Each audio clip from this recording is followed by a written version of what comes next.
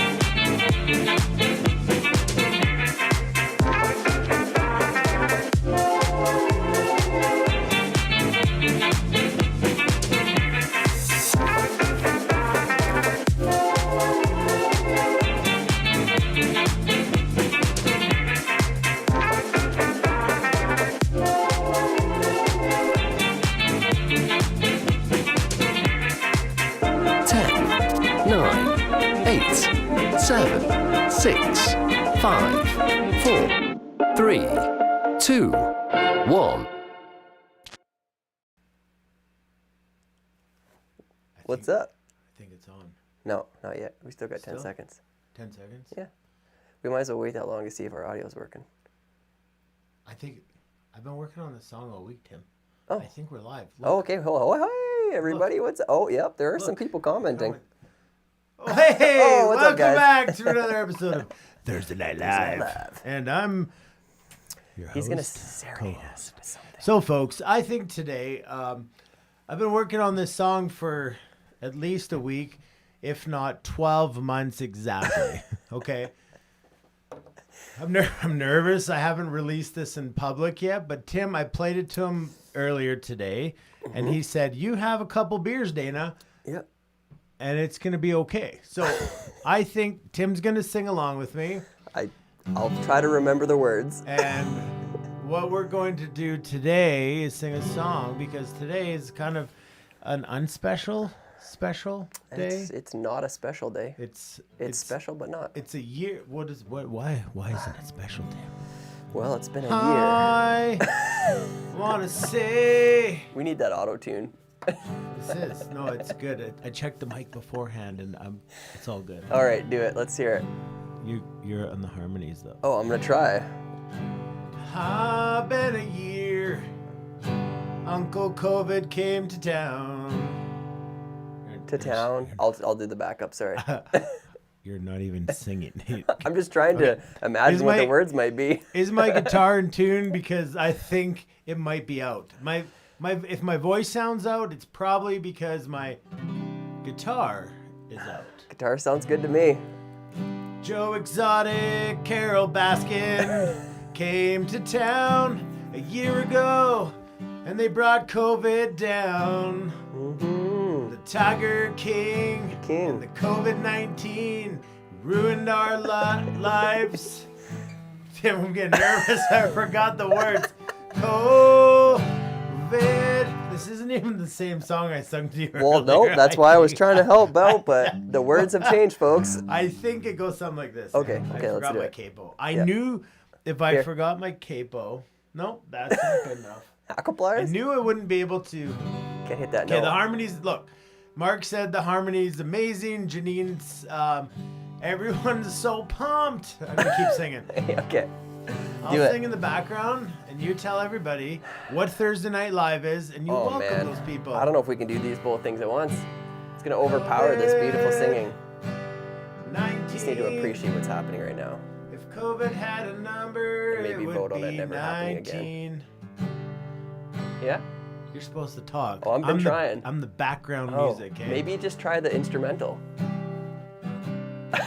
Hey, that's better. Okay, that's a good point. Yeah, yeah. I'll put my voice on mute, and Yeah. you tell everybody what Thursday Night Live's all about. And you welcome them fine folks here. All right, I'll do that. You just play the background music. Hello, folks. My name is Tim Hepworth, and I'm Dana Lattery. lovely gentleman on my left is Dana Lattery. I want to welcome you to another Thursday Night Live event, tying episode number 12. Crazy, 12 of 20. 12 of 20. We've tipped over the halfway mark. So Carol, man, we're just, Baskin. this is what I got to deal with. Keep going. I'm trying. I can't compete with you. I have nothing to do tonight except annoy you. Well, it's working, folks, and you heard it out of his mouth first. Thursday Night Live. First thing we want to know is what you might be drinking, what you're drinking, and where you're from. We'll get to a little bit more what Thursday Night Live is about And here on a shortly. scale of 3 to 4, what is my singing skills? Yeah, let's do a scale of 1 to 2. 1 being awful and 2 being less awful. That doesn't give options. That doesn't give. Okay. It gives all the appropriate options. I get it. All right. Let's can the acoustics here, folks, and welcome back to another episode of Thursday Night Live. I'm Dana Lattery, and that's Tim Hepworth. And let us know where you're from, what you're drinking, and most of all, where you can buy my album. I know Sean Allison even was worried the Facebook was going to shut this down. I know. Because of copyright issues. So No, that was as original as it gets. that's original, but hey, my record label might not approve of me using it here on Thursday Night Live. Maybe not. These are all the challenges of a musician. You know what I'm saying?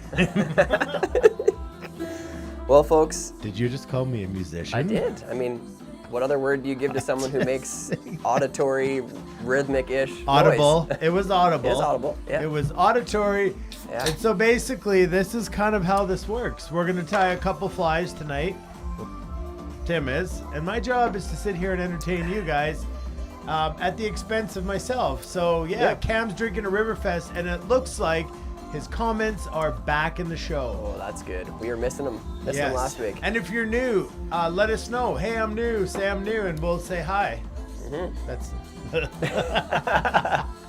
So there's not a lot of rules on Thursday Night Live. There's very, not. very, very few actually. In fact, there might not be any. There is, because we forgot to tell the folks.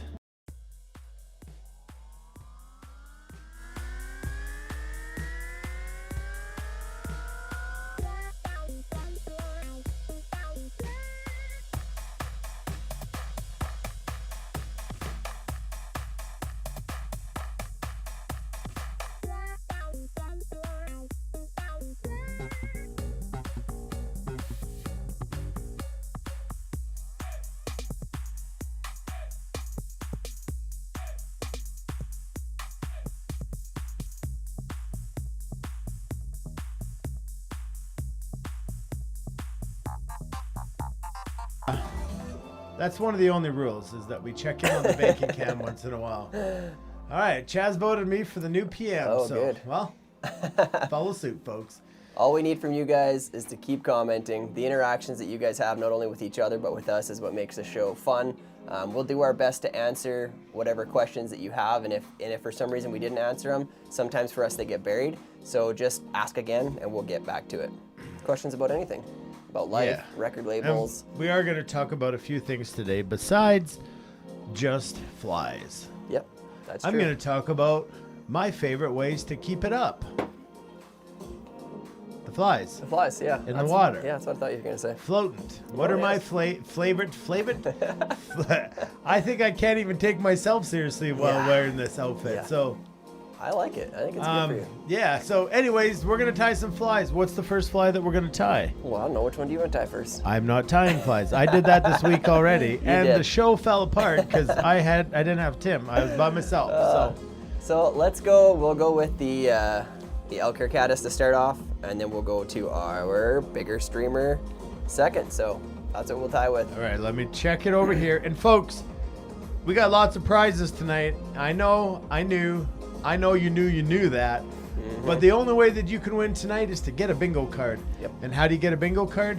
Well, you go to www.flyfishingbowriver.com/Thursday Night Live, and all the details are there. And it will email a bingo card to you, and you can either print it and fill it out, or you can just fill it out on your phone or whatever electronic device you're using best. So you do need a bingo card because we will hit up the bingo scenes, and we also have another little film that we're going to show you tonight. Tim doesn't even know. I just surprised him. I didn't know. You tell me. Yeah, so we're going to be doing the bingo soon, but first, because we always forget and the comments come in a million miles an hour, David Blackman, yo Dana, what did you do with all that money, bro? All the money that your mom gave you for singing lessons. Well, David, I invested it wisely. And that's why I am talented, okay? Yep. Who else is here? David Spencer. Dana needs some more beers before singing. Actually, you guys need more beers before I keep singing. Yes, definitely. Elaine Lee's in the house, and no, we did not get the under-desk camera like she requested last time.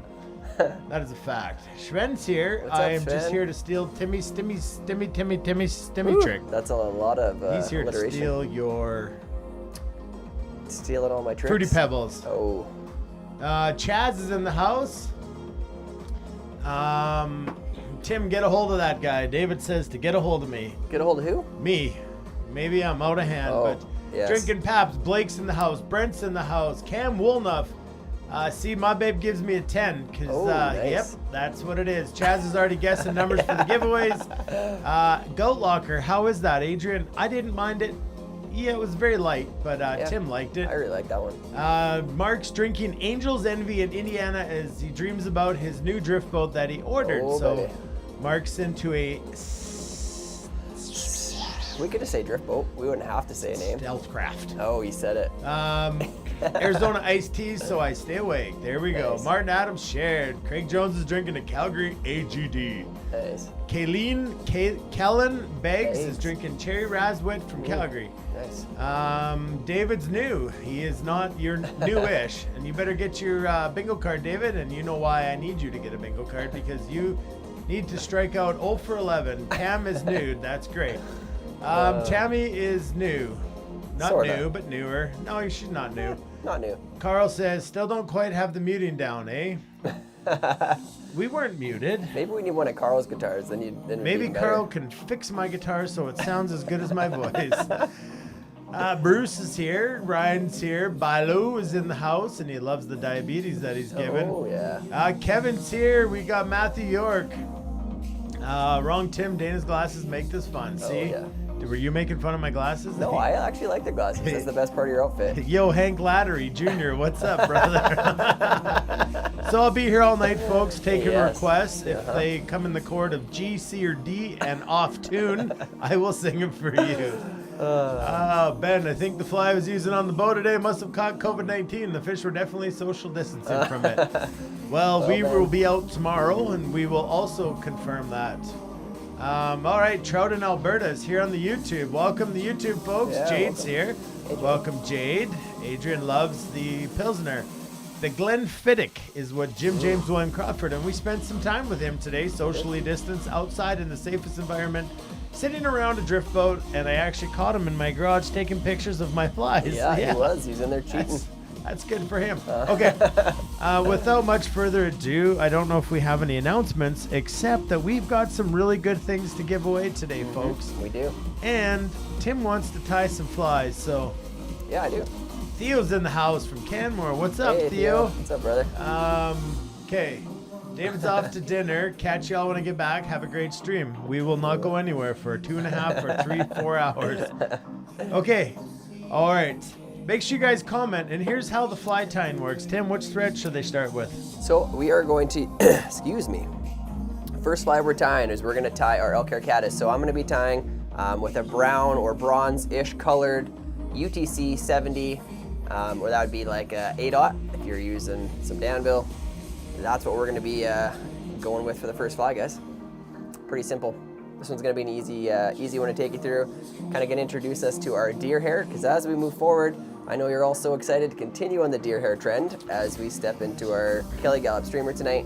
Yes, which was one of the hardest flies to pack yet. Yeah.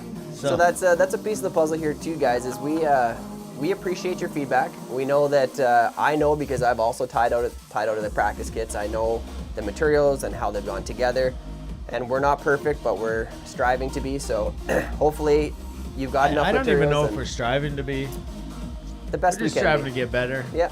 So just understanding as we move through that, you may, if you use up a little bit more material so you don't have enough for a full second fly, these are pretty common materials, hopefully you already have in case you need to. But yeah, one of those things in the learning process of putting these kits together is the total amount. So let's say, for instance, I tie the fly, Dana ties the fly, we probably won't use exactly the same amount of material. Yeah. Just because we I tie don't even use material. I just paint the hooks red. Perfect, yeah. But no, I saw you put some nice fancy red wire on these ones. Oh man, those are for tomorrow. Don't let me forget them. Yeah, crush those out in 5 minutes. You sure did. They look good. Show my other. You want to make fun of my flies? Why don't you show my good flies, Tim? Oh man, I don't see any on here. Exactly. It's in Jim's. It's in Jim's boat bag apparently. Oh yeah, he's already got them. Yeah. So the Zoo Cougar, Aaron said, also known as the SOS Cougar, is going to be at least 2 hours of the show. So remember, if you're behind, SOS is what you need to write in the comments, and we'll just stop the show, hang out, whatever. So get your thread in. If you don't have the kits, I got bubbles. You're gonna need some elk hair. What else? Some wire, some ultra thin wire, a size 14 or 16 dry fly hook, and then what else did you tie into that? Some dry fly hackle as well. Yeah. So this stuff with the dry fly hackle, don't get overly crazy with it. We can actually use bigger stuff and trim it down as well. You're looking for about 1.5 times the size of the hook gap on this guy. So yeah, and you can use, it doesn't have to be elk hair. Tonight I don't even think this is elk hair. I think this is deer. So whitetail is a common replacement for it. Just what they named it, elk hair. Either or. Some float, some don't. Yeah. But if you stay tuned, what you're gonna find out is I'm gonna tell you how I keep it up for about 4 hours. Yes. On the water. Keeping that thing floating. Drift dry, like not dry. It wouldn't be dry. It would be up. Up. Keep it up. Keep it up, floating up. Okay, so what we need to do, folks, get your bingo cards, www.flyfishingbowriver.com/Thursday Night Live. Very simple to type into the Google. And we're just going to say thanks to our sponsors. We're going to come back. We're going to show you some of the giveaways, and then we're going to get started on the fly. So get your thread and your bobbin. Jim, I know you started at noon doing that, so hopefully by now you are ready to roll. Ready to go. With the amount of time we spend in front of our vices, don't you think you deserve a pair of scissors that can make the cut?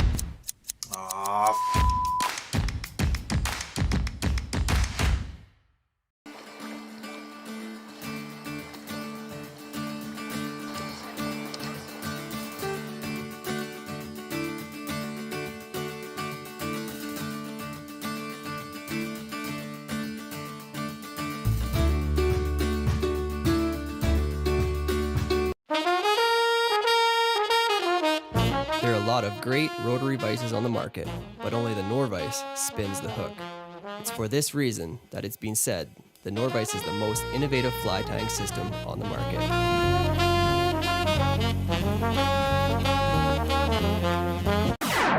We all deserve the right to stay organized, no matter what or where your space is. Your Flykia table will turn any space into a well-organized fly tying realm. Own your domain.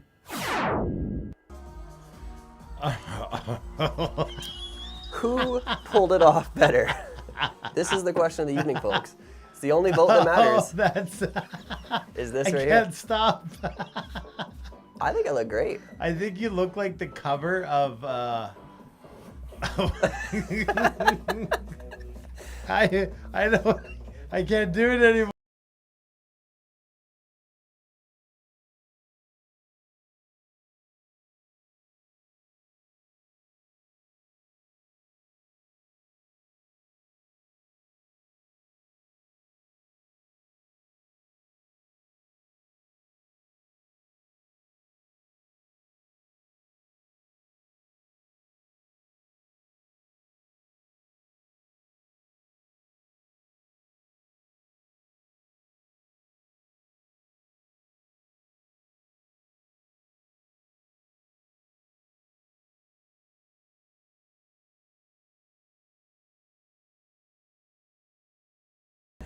Okay. You passed the test. So we were just double checking that you guys, we like to see the comments come up.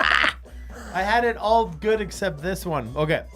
So now you guys saw the pictures of what we're giving away, but I need now to tell you what they are. So the first one here again. Speak up. Was the Dr. Slick fly tying toolkit.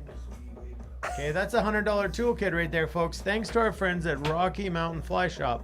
Yes. And the second thing that we're going to add to this, which you've already seen but you didn't know what it was this fly tying tool pouch from our friends at Shore Fishing via Rocky Mountain Fly Shop. You can see the partnerships are working out. Awesome.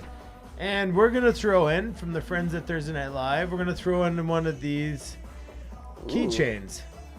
Okay, so that's one of the kits.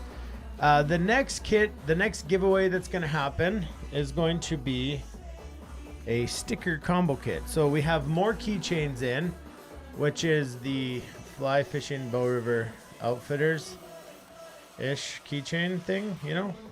Basically, it's that logo on a keychain and about this big. And then we got a bunch of stickers here, so I got a few more that I got to grab for you guys, and I'm going to make a sticker giveaway. So that's a giveaway. And then what we always do is we surprise you with another giveaway, because tonight we're giving away 3 things, 3 separate giveaways. You're going to need a bingo card, so get your bingo cards. That's the only way to win tonight. And now we can go back to Tim, and you guys can tie some flies. I'm not sure if... What? Not feeling it? What is... Yeah, Sven, you won. You can go back to your Fruity Pebbles. The cards from last week do not work. All new cards, I repeat, all new cards. They're all brand new. Yes. Brand new. All brand new cards. All brand new cards. Yes. Okay. Can't do anything without a new card. Tim? Yes. You ready, guys? You guys ready? Tim? Yes. Tie the fly. Okay, let's tie a fly. So guys, if you're tying out of our kits, you see here, we're looking at season 3, episode 12. It's kind of sad to think we've only got, 8 after this week? It's yeah, nuts. no, like this one, so. Yeah, it's going too fast. So in your packages here, as you can see on the back side that's clear, you've got 2 separate bags. The one with all the legs in it's gonna be our Nancy P, and we're gonna have this little guy here, which is our Hair Caddis. So we're gonna take you through this one, guys. Let's talk about the Hair Caddis. So what are we imitating here? How are we gonna fish it? Where are we gonna fish it? The Hair Caddis is a caddis imitation, an adult. So we're gonna be fishing this as a dry fly. It is quite floatable, which is good, and that's why this specific caddis variation that is the elk hair version has a lot of hackle as well as deer hair or elk hair to keep it floating, which is a nice little bonus of it. Where are we gonna fish it? Well, that can depend a lot on where you're seeing caddis or where you're seeing the fish as to where you're gonna try to put this. Can you say that again? I might have missed that tip. the tip of the day. Yeah, tip of the day. You fish it where you see the bugs. Caddis and where you see fish. Yes, good places to fish them. How are we gonna fish this? Am I gonna fish this in tandem with another fly? Sometimes I do. I actually, a lot of the time in the summer, when we're seeing lots of caddis on the water, but I'm still fishing hoppers, I might even fish a caddis behind a hopper as a second dry fly. That's Little golden nugget for you. Sam Superstar's in the house. What's up, brother? Our shirts did not show up, so we're not wearing them, but I think they'll be here for next week. Ooh. Okay, so. Fear and Loathing in Las Vegas. Michelle wins. Michelle wins a high five the next time we see each other. Oh, yes. Fear and Oh, Loathing check in this Las one Vegas. out.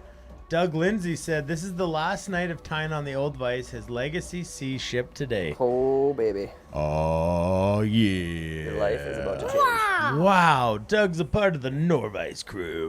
I gotta make Yep. a sound effect. I always say that. Yeah, you say you're going to do that every week. I just get so busy doing other things. Don't know what I get busy doing, but There's things, I'm sure. fishing something. tomorrow and Yeah, stuff to do. donut run on Saturday. Places to That's go. pretty much the rest of the week. So what you guys are going to need for materials on this fly, guys, is pretty simple. We're going to have our deer or elk hair, preferably in a fairly blonde color, blonde or brown. The ones we're using today is quite, it's a light tan with blonde tips. We are going to need some ultra wire that's extra small. Our hook is going to be, tonight I'm going to tie this on a size 16. So we need some of that. You either need brown dubbing or tonight we're actually tying off of a piece of yarn, which is actually something I really like to use for this specific pattern because the dubbing is kind of irrelevant. It's just there for color. This is an easy way to wrap it up the hook. So I'm going to go ahead and start by getting That is hook. the website in the top corner of the screen to get your bingo cards. There you go, folks. To get your bingo cards. No excuses there. You can see it plain as day. So I'm going to go ahead and start my thread about on the midway of the hook on this guy. Take a few thread wraps down, get rid of that tag, and I'm going to take thread wraps right back to the edge of the bend, and then I'm going to come back just in front of the point of the hook. So we're going to tie in a few materials that we're going to take to the back of the hook bend, and then we will advance all those materials forward, and then kind of the heavy lift of the fly is going to happen up at the head where we're going to tie in that deer hair or the elk hair. So first thing we're going to do is we're going to take we got a brass color or copper colored size small ultra wire. We're going to go ahead and tie that in right here. So what I'm going to do, guys, I'm going to tie in a couple materials and then I'm going to take them all back to the back of the bend together. So next thing we're going to have here is we have our brown yarn. Now this is a little thicker than I want it to be, so you can actually separate it. So if you, I'll show you here, a little piece of it. You can see how it's got 4 little pieces, 4 little strands that make up. I've peeled these other 2 off of it. It just makes it a little bit better size to work with, and I can control how much I want to put on the hook by just adding extra wraps if I chose to. So here we go. That's the brown yarn we're going to use. So I'm going to go ahead and tie that in the same spot.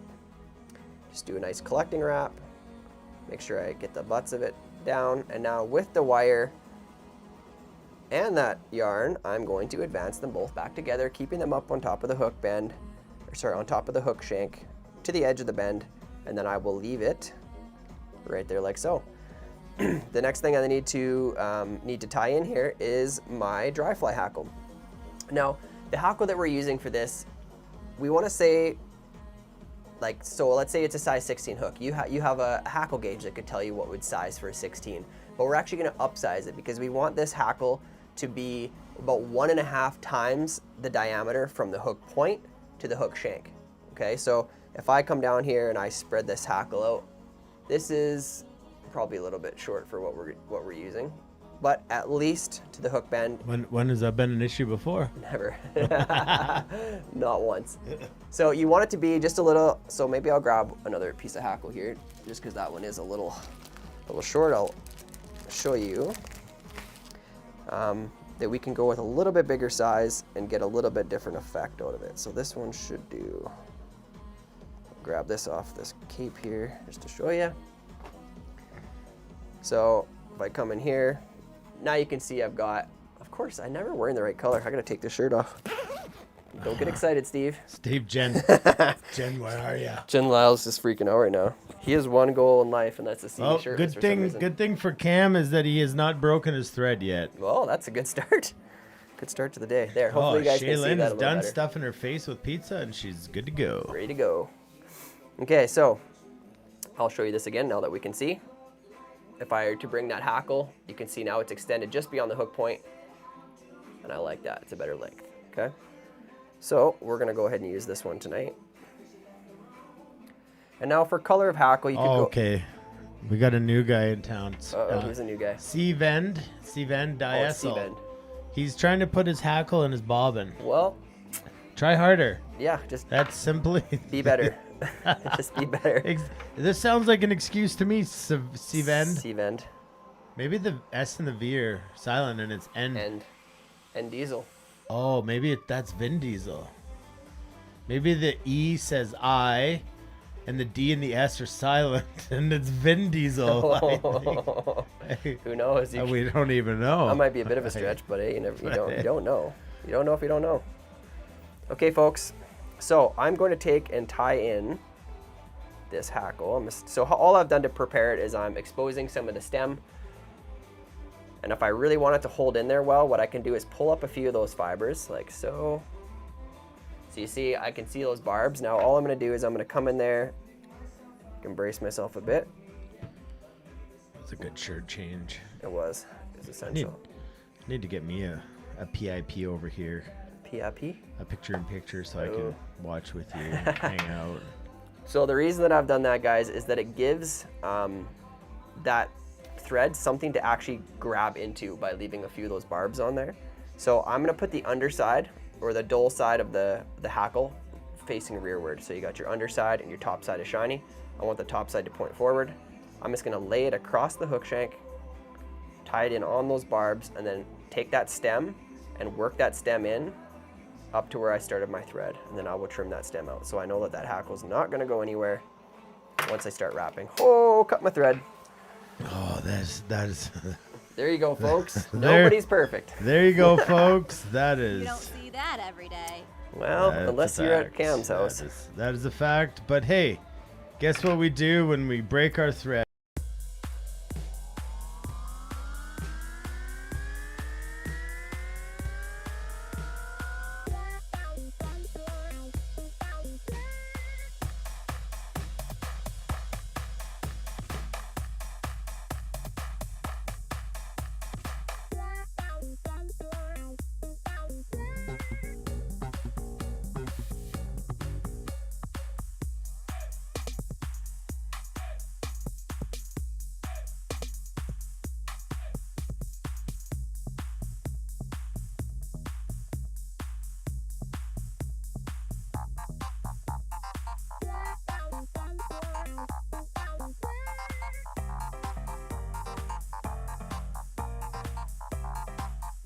A great day. Magical. All right. We are back, You folks. see, That we was, have the ability to adapt. Yes. So, what I'm going to start with. First material we're going to bring forward from the back is the yarn or the dubbing. If you're at home using dubbing, just create a small dubbing noodle. Now I'm going to slowly just doing touching wraps. It doesn't have to be an even underbody because we're going to wrap that hackle over it and some wire over it. It's going to change the appearance of it anyways. What we want is predominantly, we've gone with brown, just not that we're trying to match a specific hatch right now, but different color of caddis. Some are going to be olive, some more tan. You just have a few of each color in your box. We want to, on this fly, we want to leave ourselves about a full eye length behind the eye of space because we're going to have to put that deer hair or that elk hair in up top. Were you gardening today? Is that your gardening outfit? No. It's Or just were my you everyday. cutting albums. We're gonna take a poll here. I think the folks want to see actually the song I wrote. I got stage fright and I couldn't remember the lyrics. You know, it's how I didn't call them words because I'm an artist. Yeah, obviously. So, anyways, if Well, you guys want to hear the actual song, let me know. Yeah. I mean, I would like to. You're just one. I already sang it to you. Well, I know, but Now they want to have. They think you should have a penalty chug. not today. Not today, folks. Oh, I don't think you control it. I feel like I'm being taken advantage of. You are.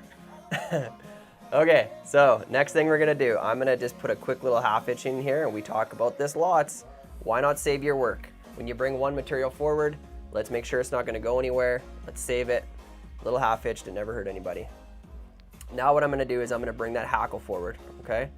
So you can go super tight on these wraps or you can open them up a bit. The tighter you are, obviously the more hackle is gonna be on there. Gonna be more floatable. The more you have, the less you have, obviously not as much. I'll bring my thread back to me. I'm gonna do a capturing wrap, which just means I'm gonna capture that material, not let it loose, do a couple wraps on the front, couple wraps behind. Once I'm confident it's not going anywhere, I'm gonna throw a half hitch in it, again, saving the work. So, the question is, why aren't you using the rotary capabilities of that vise? Sometimes it's because not everyone has a Nor vise, and so when we're tying functionally, then yes, the rotary is fantastic. But I think for some people, it's harder to understand how to tie the fly. Not everyone ties on a Nor vise, but definitely sometimes or we go back and do it again using the rotary function. So that's Jeff's question. And Yeah. It's a good question. Honestly, Jeff, at times it's hard to be on the show and not use it because I normally when I'm tying, I do use the rotary function a lot. But I try to refrain from doing it just simply so that it's not, people aren't missing out on understanding how to take it through the process of tying these flies.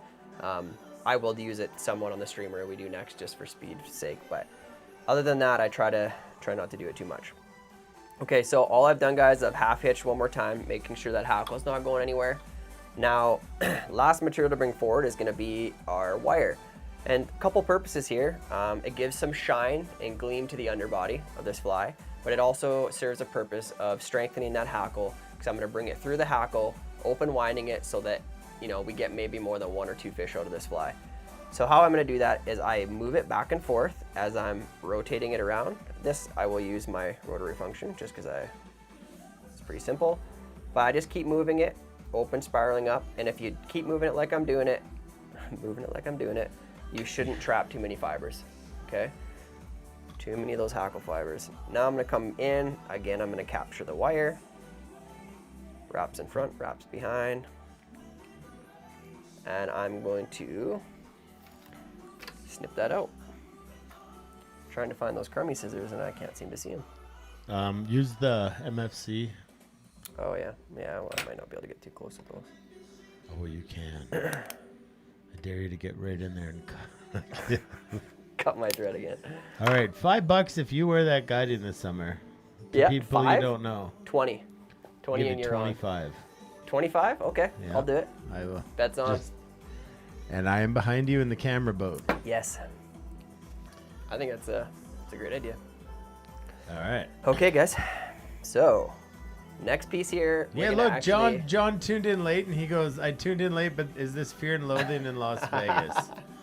It That's is. great. Yeah, it is. It is. How did you know? Here's the thing, folks. We got, 8 episodes tonight? 7, 13, 14, 15, 16, 17, 18, 19, 20. So 8 more after this. Mm-hmm.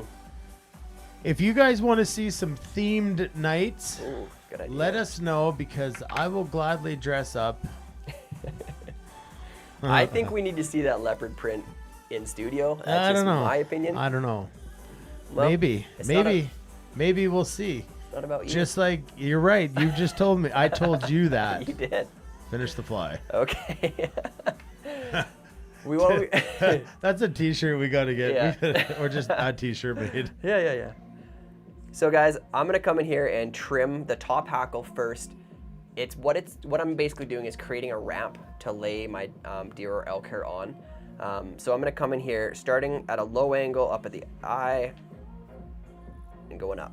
Nothing too crazy, just creating a bit of a ramp to not only support that deer hair, but also create room for that deer hair to exist there. So at this point, we're gonna go ahead and get some of the deer hair you have packaged there. Now, the thing that's hard to teach with this fly is how much hair do I use? Look at the fly, see how much hair you could envision a caddis having as far as that wing size. It's really a tough thing to do until you put hair in your hands, stack it, and then put it up against the fly and see what you think.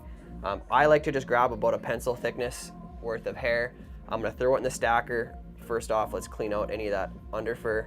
The cool thing about this is we can always add hair and put it back in the stacker or take some out and chuck it. So I'm gonna go ahead and stack this quick. We do want those tips aligned for this fly. Stick it in the stacker, we'll give it a couple good wraps. We could do like an 80s night. Mm-hmm. We could do like You mean tonight? that's not 80s. that is literally who's in that show? What's his name? Isn't it it's on the tip of my tongue. I got no idea. I know. I have no idea. Probably before my time. John, who was in there? Fear and Beggs Loathing? is off to put his kids to bed, so if you could hurry up, we could finish the fly.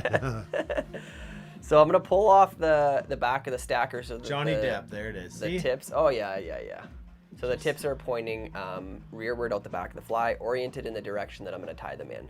Okay, so now I'm gonna come in here and grab the tips, and you should be able to not fear that you're gonna mess up the stacking, although you can just restack them if you need to, but switching from hand to hand, still gonna pull out anything that's coming out loosely. Those tips should stay fairly aligned, moving back and forth in your fingers, okay? Now, if you have any fibers of hair that are sticking out too long, just remove them. I think that that's gonna be a decent amount of hair for this fly. Maybe, like, cause I can come in here and I can stick it on top and I can look at it and envision, is that too much, too little? And I think it's gonna be just about right. So how far do I want this deer hair coming out as far as a measurement's concerned? Well, I want that hair to extend just beyond the bend of the hook, okay? So right about there is where I'm gonna be happy with it finishing. Now there's two trains of thought here. I could tie this in, like so. I could switch hands, tie this in, leave those long butts out the front, and then lift them and trim them. That's one way of going about tying this pattern. Now the alternate way is that we pre-cut the butts off at the length that we want.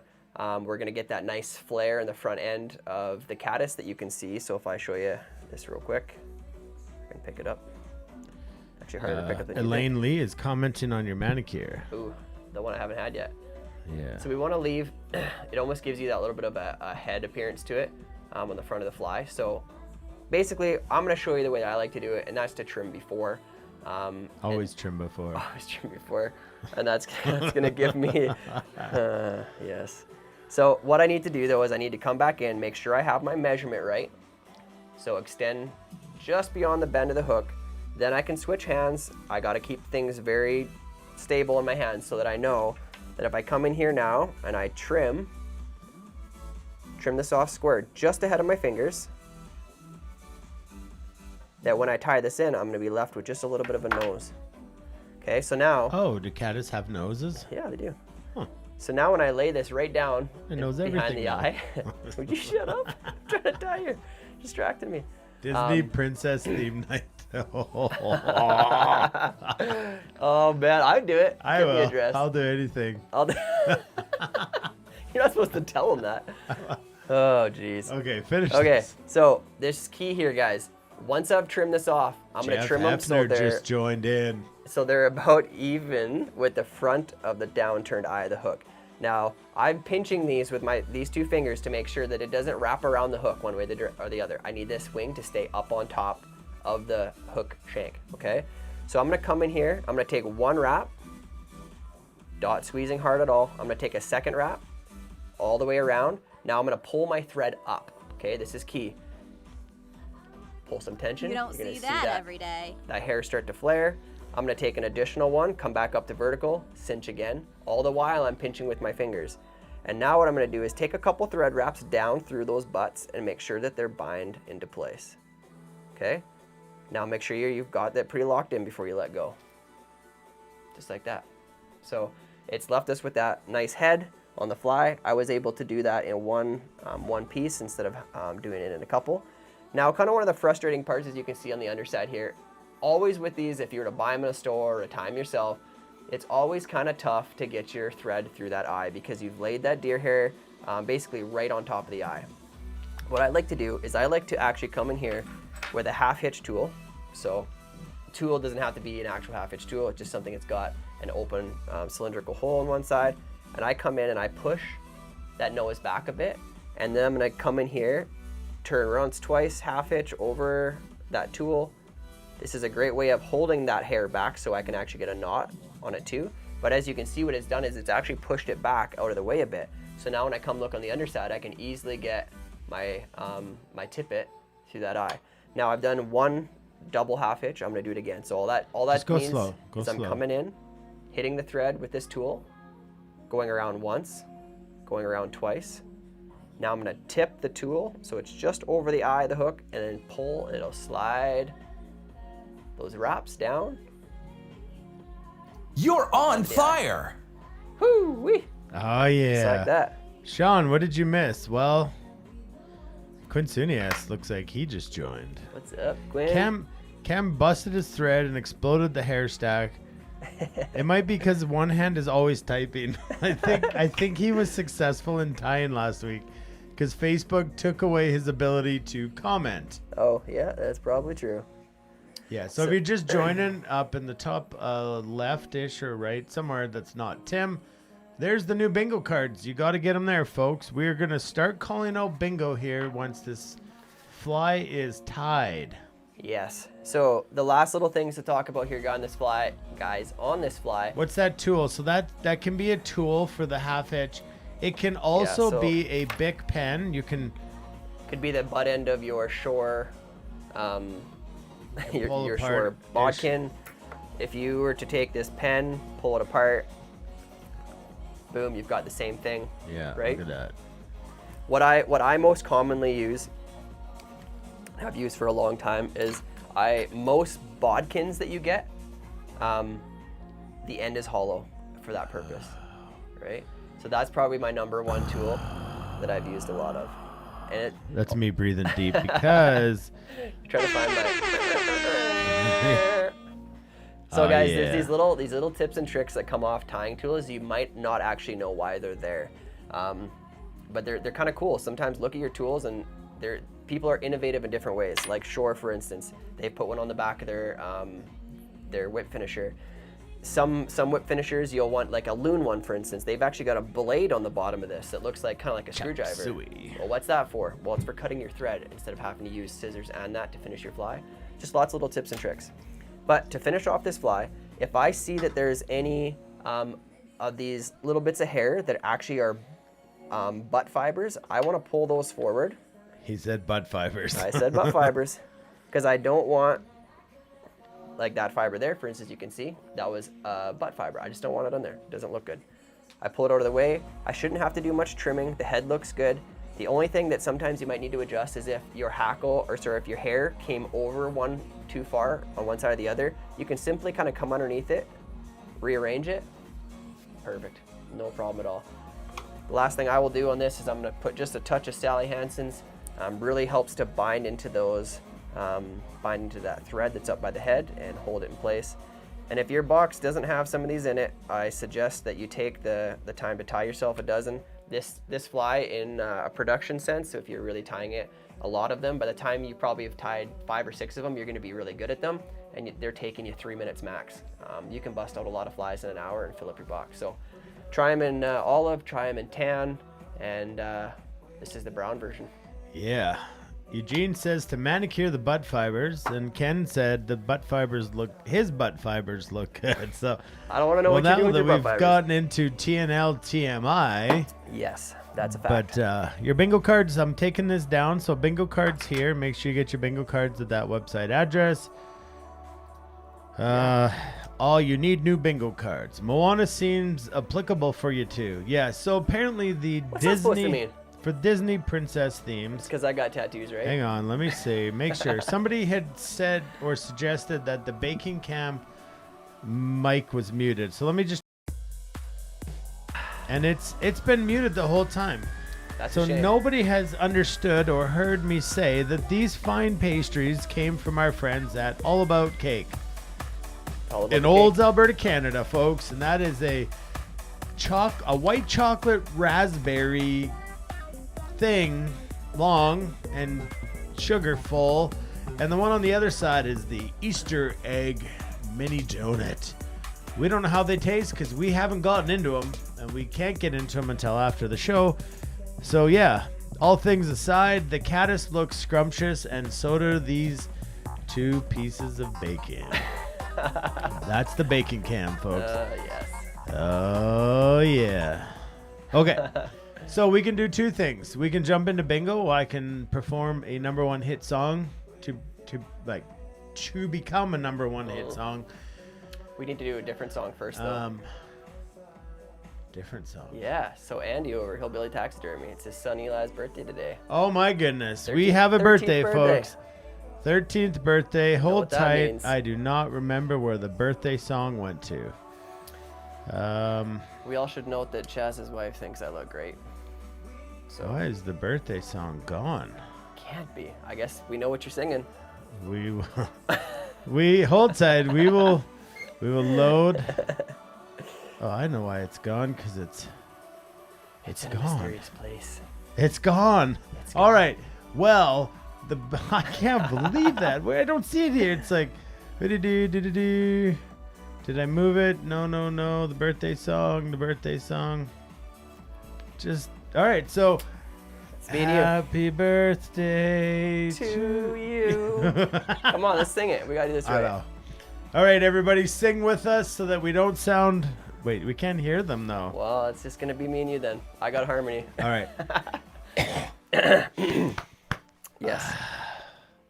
In 3, 2, 1. Happy birthday to you. Happy birthday to you. I turned my mic off, so it was just Happy you. birthday, Happy birthday, dear Eli. Eli. Happy birthday to you. I'm not fingering him from behind the scenes. I do have a guitar. But my agent texted me and said I better cut down the singing because I haven't released my album yet. So, okay, Bruce. Oh, there Bruce is. So we saw Bruce on the river on Sunday. We've seen a lot of folks on the river on Sunday. I'm singing. I can't believe Brandy you did me said- dirty like that. What? I can't believe you did me dirty like that. I didn't what? You did me dirty like that. Mute me. Mute Well, yourself. hey, when I'm over here with all the controls, that's about it. Yeah. Okay, get your bingo cards, folks. We're going to head over to the bingo. We're going to call 10 numbers. Actually, what we're going to do first is we're going to say thanks to our sponsors because I got to get the bingo camera thing ready to go. rock. So you guys hold tight. With the amount of time we spend in front of our vices, don't you think you deserve a pair of scissors that can make the cut?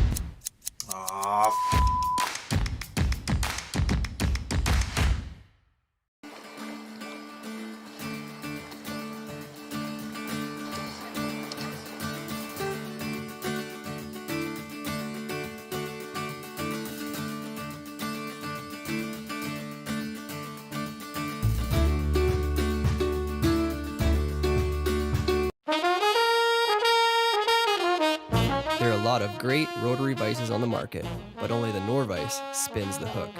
It's for this reason that it's been said the Norvice is the most innovative fly tying system on the market.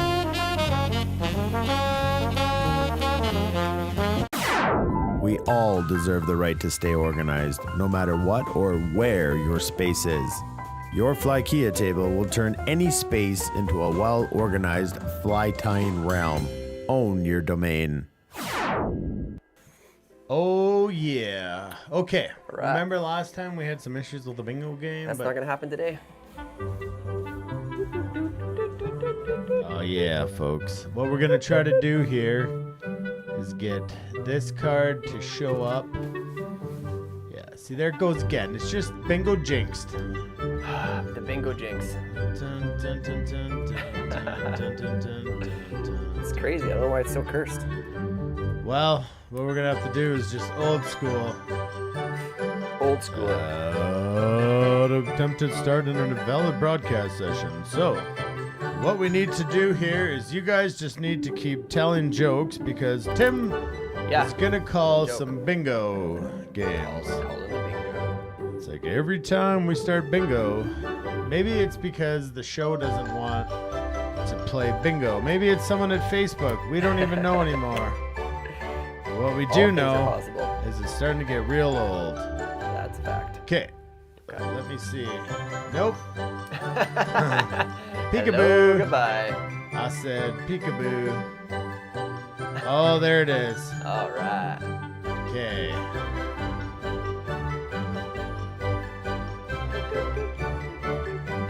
Okay, call sequence 1. The first call, we're going to do, what did I say, 10? 10. Yep. So first one is SOS, So and let's- all you got to do Let's in the clarify. comments, It's four corners. 4 corners, sorry. All 4 corners. All 4 corners. Sammy Cool, get your card for bingo. And the first giveaway is this toolkit, the tool pouch, and the Thursday Night Live. You got about $160 of stuff in this kit. The toolkit, the tool pouch, and this is invaluable, so that's where it's at. Spank the bank.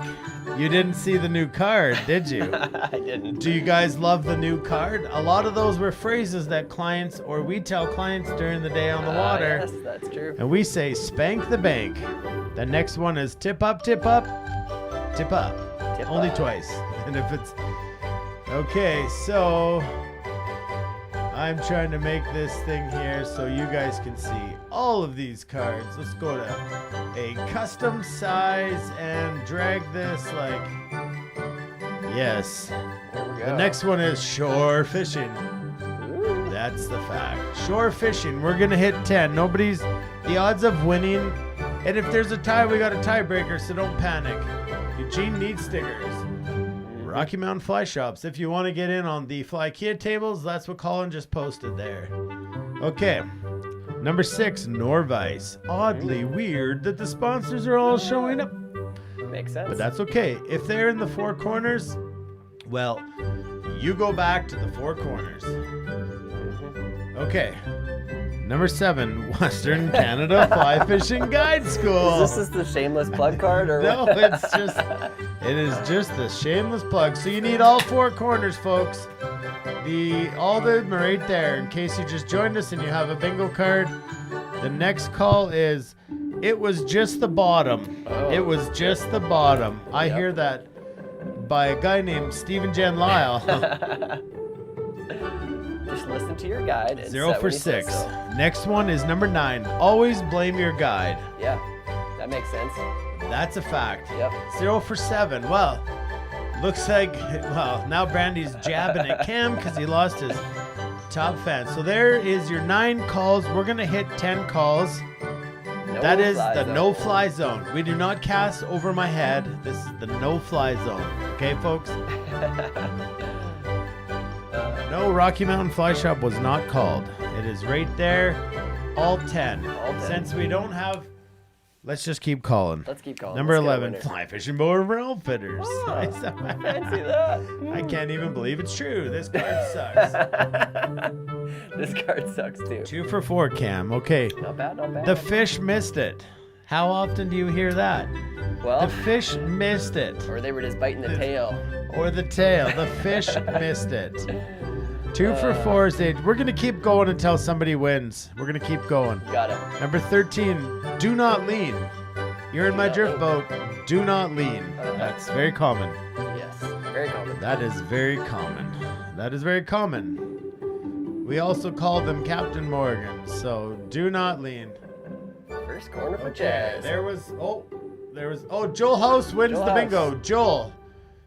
Joel, tell us what is your bingo ID card so I can type it in here to verify that you are the actual winner. But folks, don't throw out your cards yet because we got more prizes. Just waiting. Marvin Carl added bingo. Got it on call 8. I got a line but 1 corner. We need 4 corners. Okay, Joel House, send me your There it is, 0112 012. 012. Call 13 is marked in blue if present. So, bingo card, should look, call 13. Okay, so did somebody have it before do not lean? Marvin, which one chose you? And Michael Robertson got it on call 8. If you got it on call 8, we need to know your number. Because that would be way back.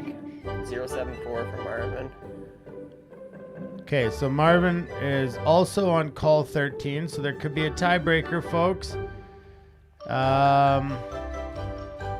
Michael Robertson, we need to know what your card number is so we can double check this. Strip wasn't called. Not yet. Michael, waiting for Michael. Carl, do not lean. Yes, you're on 13. You and Joel are on 13. We're just waiting to hear from Michael Robertson. Michael Robertson, you got 22 seconds to tell us what your ID was on your card. Let's hear what it was. Michael, ID is 026. Okay, there's a way to verify this, folks. That's why it is official bingo. Okay.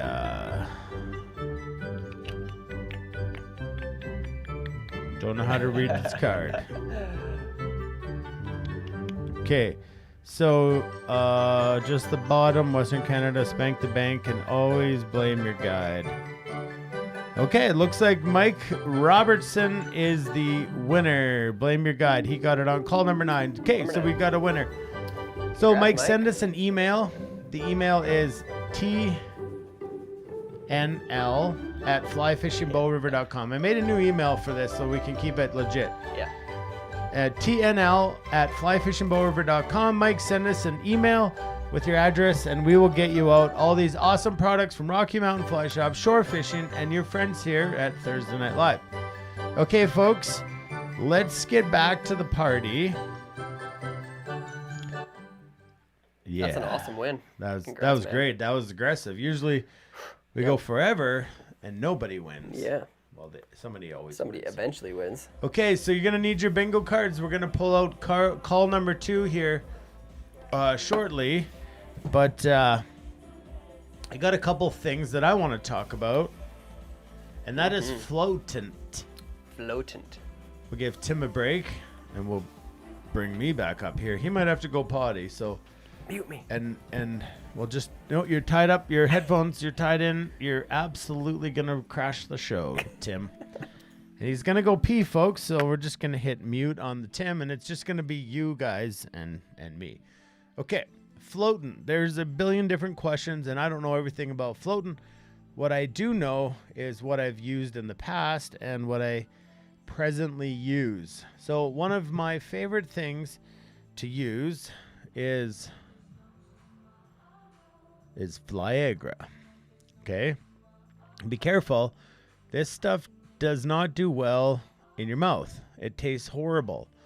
But basically, it is a kerosene product mixed with a silicone product, like a Vaseline type thing, and it liquefies the silicone product. And when you shake it up and you pull your fly out and you give it a couple false casts, the kerosene evaporates, and then you're just left with your fly that is coated to be hydrophobic. Hating water is what I'm looking for, and I believe that's the right word. So I do love Viagra, and it comes in these bottles, okay? Viagra. I use it on foam. I use it on Tim's back. I use it on so many different flies. Maybe on the CDC flies, you got to be careful. Well, then you ask me this question. What do you use on your CDC flies? And I use Loxa. Okay, I've tried a million different things, and this is my favorite. It doesn't mean it's the only thing that works. It just means that it works for me. It works really well. So my hoppers, my foam, the fly we just tied, I would dip it in this kerosene mixture and I would fish it 100%. This Loxa, little dry flies, Caddis, CDC, anytime there's CDC in your fly, they're boom, Loxa. Super awesome. Love the stuff. It keeps the flies up. A lot of time what I'll do is I'll coat it. So some people use this as like when they're tying their flies, they'll pre-coat them. Okay. I don't do that. I just use it when they're in my fly box. And then what you got to remember, after a while, if they've been eaten a few times, then I got to dry them off good. So sometimes I'll take them off. I'll put them on my boat to dry out, put on a new fly, drop it up here.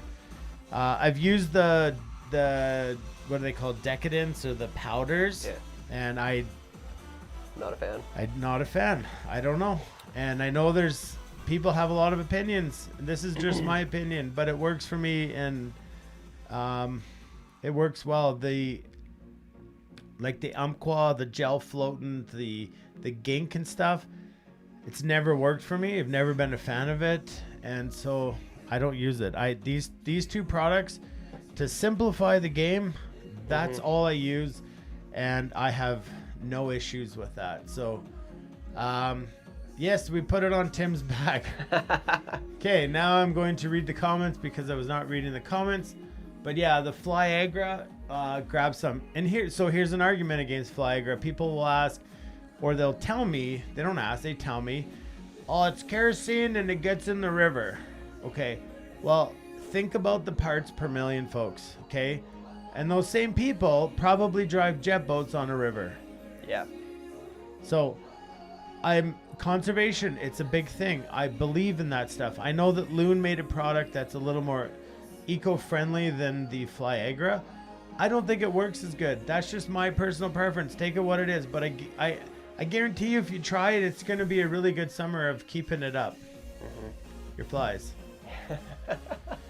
Okay, I get to rant on that stuff because people get super excited about it. Use foam flies. Foam flies also get waterlogged, and Flyagra works for foam flies. Yeah.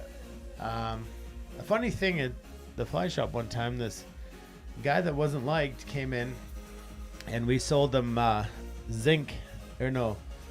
Yeah, it was the sinking stuff. I think it's called zinc instead of gink. That's so bad. Yeah, that's a long story that we will tell in the after hours. Yes, we don't the tell after it here. hours. So yeah, are jet boats that bad for the river? I don't know if we That's got a loaded time to talk question. about it. On the Bow River, yeah, I don't like them at all. I don't think it's the place for them. There's rivers that maybe there's the place for them, but that's just my opinion. Don't hate me for it. It's an opinion. I think it ruins the serenity of floating down a beautiful blue ribbon stretch of water. But Dana Lattery Toy sold me on that stuff the day So Merckx was on that. And so Tim, why don't you tell your experience about the first time putting Flyagra in your mouth after I told you not to? Well, I don't remember being told. Well, I wasn't specifically said, putting it in my mouth. Don't dip your fly in it before you tie it on your leader. Tie your fly on. So I was, or your I was dropper tying a or hopper whatever. dropper, yeah. And long story short, it doesn't taste good. Avoid the mouth. Yeah. So what he did was he tied his hopper, dipped it, and then he tied on his dropper, and you still touch your mouth, and it's absolutely putrid. Yeah. So Doesn't taste good. Do it after you're all ready to fish. So. Okay, Eric. All night long. Don't get it in your mouth. It would keep you up all night. Yes. Yes, Chris loves it. The jet boat conversation. Wow, we could make a whole conversation. Another day. So yeah, Corey made his own paraffin and liquid fuel. It's pretty much exact. The chemistry behind those two compounds or components or whatever you want to call them are the exact same as what's in the Flyagra. But I'm a Flyagra. What's that other stuff that like Quinn likes? It's it's a makeup remover called Albaline. Albaline, yeah. And we can't get it here in Canada, but it's a paste. It's kind of like a paste, but it's it works well. It works well. Yeah, I haven't. Why am I tempted to taste it? Well, Scott, that's You let me know what you think. You will taste it. Yeah. Spray your flies with Scotchgard at the start of the season and use Flyagra when you go fishing. That's a great tip. I have not tried Scotchgard, but I get the hydrophobic spill guard type thing of that. Interesting. This is what makes us all better. Okay, so let's do this. Where are we at here? We got a little bit of a film to show you guys, and Tim doesn't quite know what it is, and because it's about him. What? So, well, yeah. All right, let's see So, what it is.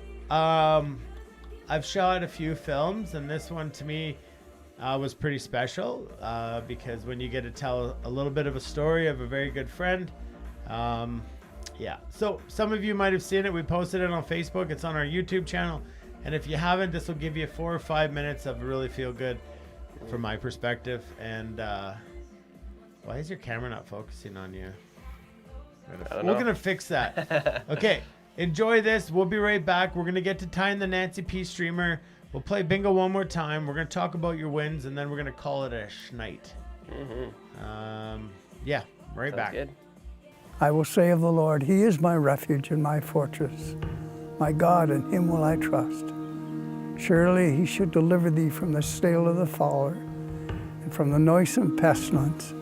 He shall cover thee with His feathers, and under His wings shalt thou trust. My name is Henry Hepworth. My father was a hunter, a fisherman, I guess if I was to put my priorities in order, it would be Bible, family, fishing, and hunting. Do you know how to put a leader on there?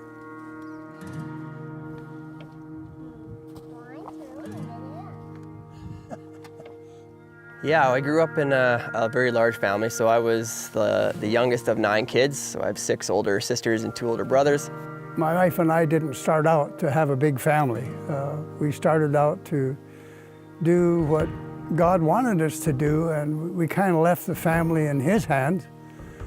And over the years, He kept adding and adding until finally we arrived at 9. We had 6 girls and 3 boys.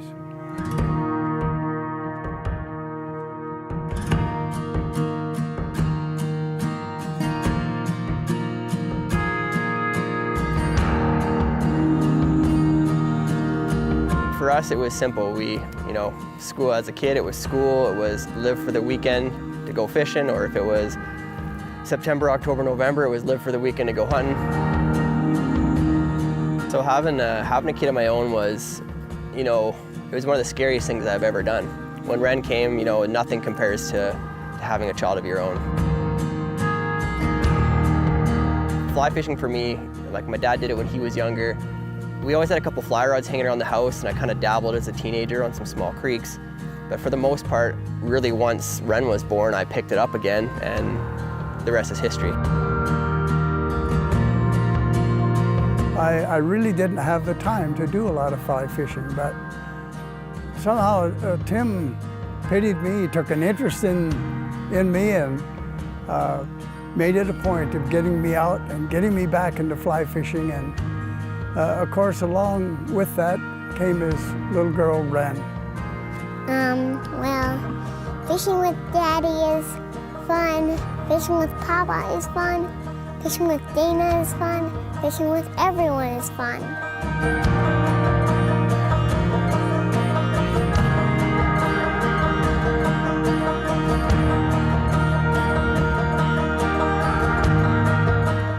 Well, I like brown trout, and my favorite bug is the stoneflies. My favorite bug of all. Be forcing her to do this with me, she doesn't enjoy it. And maybe in the beginning there was that. She didn't have the age or the mindset to decide to do these things, but what she did know is she was getting to spend time with me. And for the 2 of us, it's been everything. So our relationship is very special. We get to spend a lot of time together, and fly fishing is just a thing we do together outside. I wanted her to learn from nature around her and to experience things that maybe other kids won't get to experience. And for her, I think it's been a pretty cool development for her as well. We just love spending time together. My dad, I've learned a lot from him. It's emotional for me because my dad I don't think he knows how much he means to me. And it's never a thing that's hard for me to spend time with him. It's a privilege to spend time with him. I have a busy life. I guide doing this. I'm spending lots of time with Ren, but it's so important to make those time with him. So every chance I get, it's so important to get him out with me.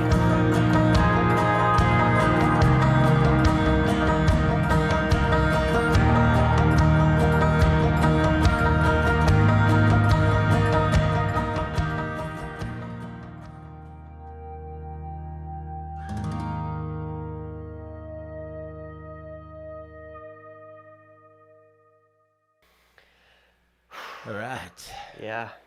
Who brought the onions? It's not Father's Day, but that was I shot that this year. Yeah, that's last summer. What's June's Father's Day? Yeah. Something like that, but that's what it's all about, folks. And from my eyes, as a storyteller, that's as true and as authentic and as raw as it gets.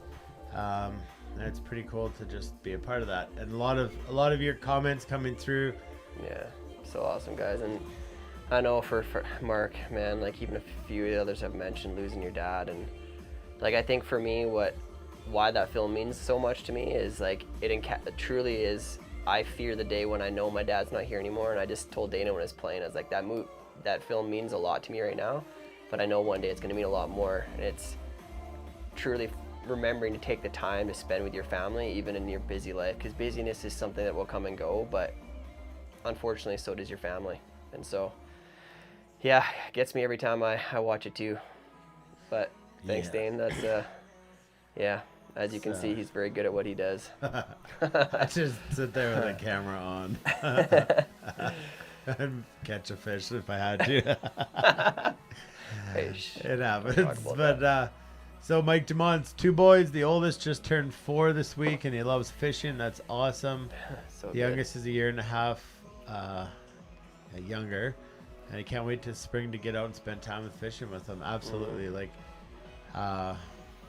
So cool. Everybody who shared their story about their dad passing, their stories of their children. This is what it's all about. We're just tying flies basically to fill in some time between hanging out with you guys and trying to share. I gotta shoot some more films because I'm running out. I'm running out. This summer. We'll get some more this summer. Yeah, so that's up on YouTube if you want to watch it again or share it, inspire people through telling stories like the podcast Fly Fishing Saves Lives. If you guys haven't watched it, you can't. You have to listen to it. So, if you want to tell your story, if you want to share your story, hit me up, because the podcast is called Fly Fishing Saves Lives, and could be a story just like that. It doesn't have to be that you're on death's doorstep. It just has to be that fly fishing literally I know we can all relate to that. Big or small, whatever it is fly fishing such a huge part of our life. And it's why we all sit here every Thursday night, because it makes us feel like we're fishing-ish. It's that same feeling. Yeah. Ben, SOS, I need a towel or a napkin. Did Tim have to alter his table to fit the Norvise? Well, it depends which table you're talking about, but anything you put your Norvise on is just basically altered in the fact that you put 2 holes in it. That's about it. Yeah. You find your distance. We have a standard distance I like to use, but I mean, our Flykia table, same thing. They're not designed for Norvise. It's just the Norvise is pretty applicable to almost any. Well, there's one right behind you that's not attached. Where's that? Oh, yeah.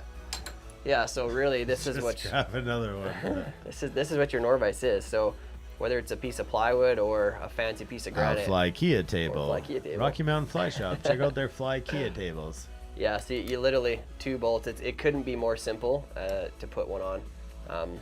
Obviously, we're blessed to have a few of them, so we don't have to take them off and move them a lot.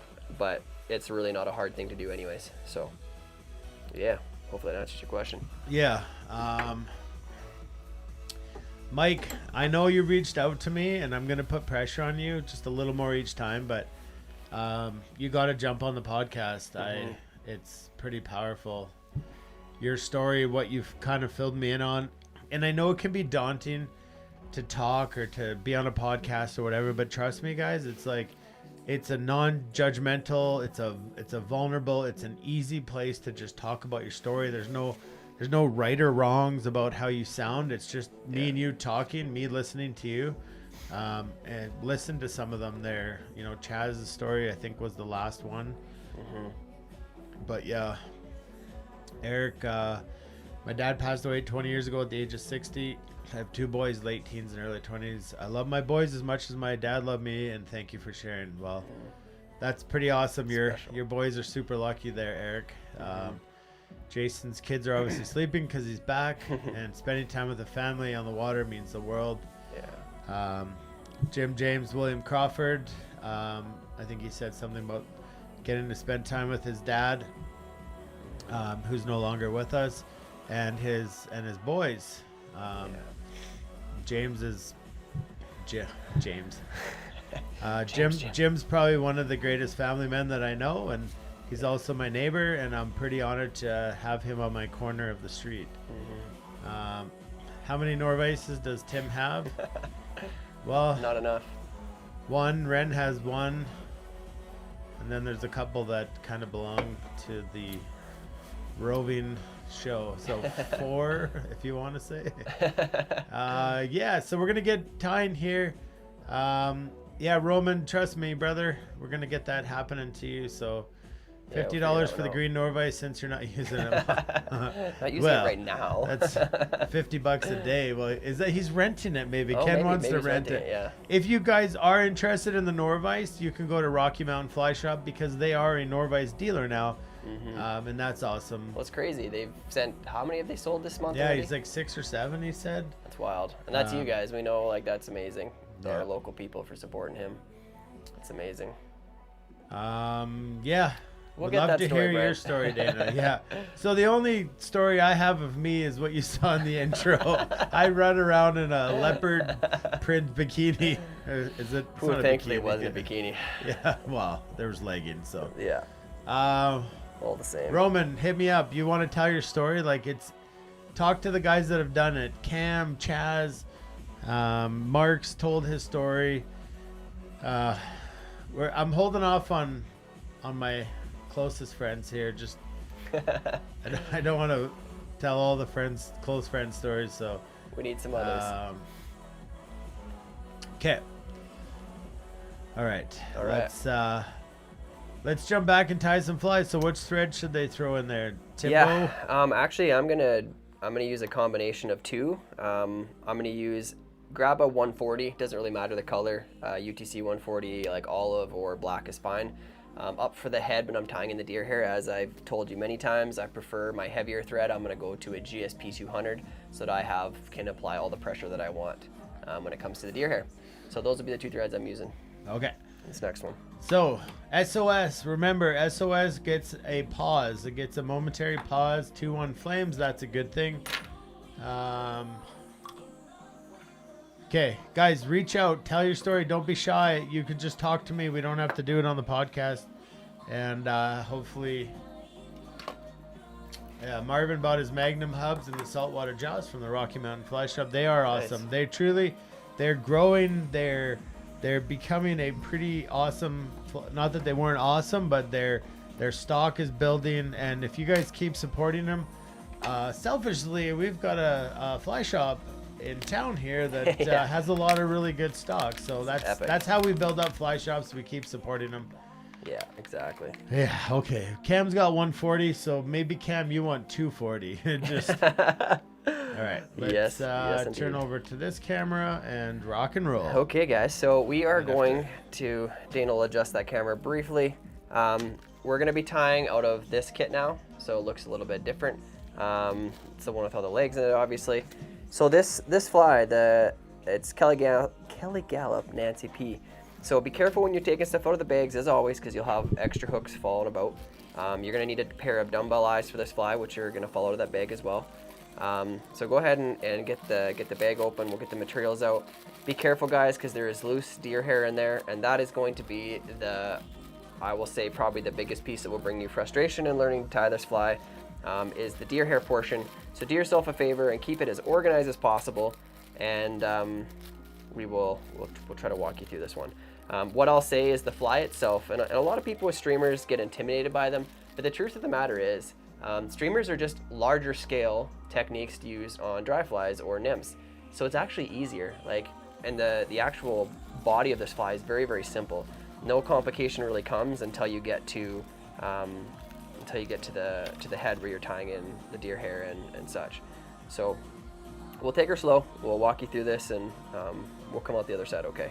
This is I'm not going to say it's a simple streamer because there is some complicated stuff in it, but it is a good one. So I'll show you an example here, one I whipped up before the show. Whoop, drop that one on the ground. Put one here somewhere. Oh, there it is. Okay. So this is an example of it. Originally, this is designed as an imitation of crayfish, believe it or not. But what was noticed quickly when it started getting fished was that it fishes a bait fish really well. And people who were fishing in areas that didn't have crayfish at all were showing a ton of success on it. Actually, when it swims, in my opinion, in the water, these tails come right back, or these two rabbit strips, and it just looks super sexy. It looks like a great streamer pattern, bait fish. So ultimately, you can vary the colors however you want to achieve the bait fish color or shape or size that you're looking for. We're going to tie this on 2 size 4 long streamer hooks today is what we're actually going to be tying it on. So I'm going to go and get my first one in the vise here. This is going to be my the back section of my fly. I've switched over to my Norvise streamer jaws. I like that I can put a lot more tension with these bigger hooks. I'm going to start off with this UTC 140 in black. What I need to do is I need to lay a nice thread base down.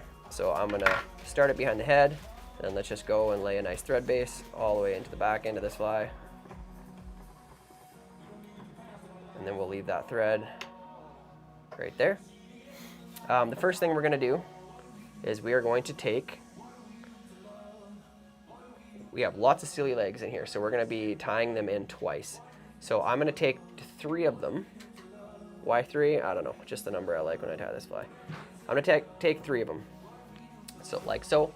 I'm going to double them over on my thread, keeping the tips of the silly legs matched. And now I'm going to bring this down on my hook, right about at the hook point, because I'm going to then wrap back over top of it and secure it down. So I need to put it in a little bit forward. I'm still holding tension on here. Going to put a couple thread wraps before I jump onto the legs themselves. And we're just going to keep them right up on top. They're going to kind of splay out the back end of the fly. And then just load some thread wraps down. Make sure that that's not going anywhere. Okay. Now, the way we're tying this tonight is there is a few slight alterations off of what Kelly Galloups' original pattern was, so don't hold me to that. I'm going to show you how I tie it. It's a little simpler, but there is a couple things that I do a little different than Mr. Riley just joined in. What's up, Mr. Riley? Hey, James. What's up, buddy? So I'm going to go ahead right away and trim these legs to length, so I don't have to worry about this later. Now, the length I'm going to trim them is I'm basically going to go the exact length of the hook itself, the hook shank from the eye to the back. I'm just going to basically guess that that's pretty close, and trim it so that my silly legs are stretching out to about the full length again of that hook All right, shank. Eric's got to get to sleep. He's going to watch it on Saturday. He's going to be on the replay squad. All right. Have a fantastic night, Eric. Thanks for being vulnerable and sharing with us your stories. Of course. Appreciate you tuning in. Next material we're going to go in here with, guys, is this cactus chenille. Okay, we're going to wrap this. This is going to be the majority of the back end of the fly is going to be this stuff until we tie in the rabbit fur. So I'm just going to come with a gathering wrap. I'm going to grab that right back. Make sure I've taken thread wraps right back to the back of where I left the silly legs. Then I'm going to wrap forward. I'm going to come up. I'm going to leave myself just a little bit of space behind the eye. I'm just going to do a little half hitch, hold it into place. And then I'm just going to palmer this forward, okay? So I'm just going to palmer forward up the hook. I'm going to come and gather that up. And tie it off. Get those materials going rearward, and then I can trim out the rest of that. Set it aside because we're going to need that for the front half of the fly as well. Okay? Take a few thread wraps down to the eye just to put a bit of a thread base, so when I come to attach my rabbit strips, I've got something to do with. Mr. Riley's from LA, so. From LA. Oh yeah, striped bass on there. Head up a little north, California, and the Sacramento. Get some big striped bass up there. Well, that sounds pretty awesome. What weight rod would you use for this fly? Probably a 7 weight. Yeah. I mean, you can use a 4 weight. Yeah. That is a preference. Yeah. If I'm fishing streamers of, let's say, of any real size, or where I'm going to be casting a sink tip of any kind, I'm going to agree with Dan on that one. I like a 7 weight.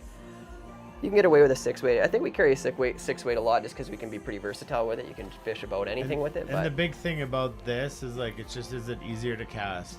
Yeah, definitely. Just an ease thing. Okay, so what we're going to do is we kind of already pre-cut these for you. They should be about the right length. But what we're going to do is we're going to bring these in, and we're going to tie one on either side, okay? Not on top, not on the bottom, but on the side. So I'm going to do the far side first, close to you. So what I want to do is I can pull it so I have a little bit of that leather tag out the front, because what I want to do is create an instant bulk by pinning the rabbit fur itself down and pushing it forward a bit. I'm going to get bulk right away, and we're going to trim out that little bit at the head once we get our other side in. So making sure that that's oriented like so. It's on the side of the fly. I'll grab my second one, and we're going to use just a little tiny piece of rabbit fur as a palmer up a little higher on the front portion of the fly. So we'll use a little piece from your second, the amount that you would have for your second fly. We're just gonna use a tiny little piece of them for that. The length of these isn't super important as far as like how long do I want these. As long as they match, you want them to at least extend to the back end of the fly, to the back end of the hook, sorry, which these ones extend a little bit past, that's a good amount. I basically want it to be just shy of where I've cut my legs off of on the silly legs.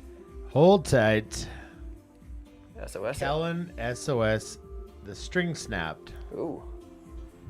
Don't like that. So, Mr. Riley, where can you get out fishing in LA? Never fished down there. Fished higher up in California, but Where'd you fish in California?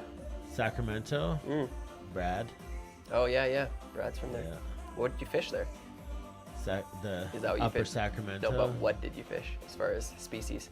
Striped bass. Oh, straight bass. Yeah. Okay. There are trout in Well, California. yeah. Way up high. Yeah. So, I think it's Kellen. Correct me if I'm wrong. I have been known to be wrong a lot of times. So, Yeah, big thing with the SOS is we also need a release from the SOS. So you let us know when you're ready to go and we'll keep going. yeah.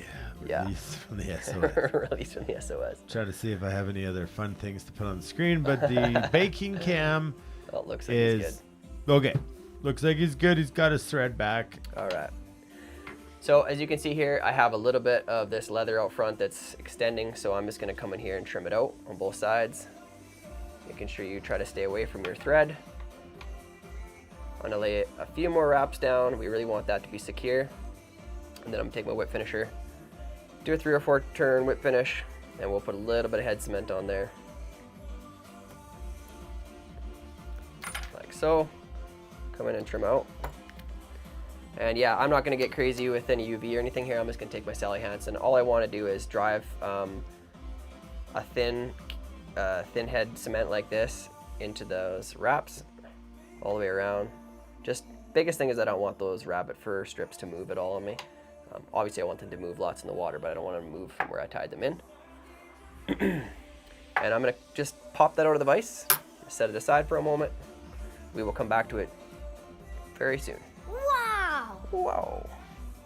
And I'm gonna take my next hook, which should be an identical hook pretty much to the one we used in the front, or in the back, sorry. And I'm gonna come and place it in the vise.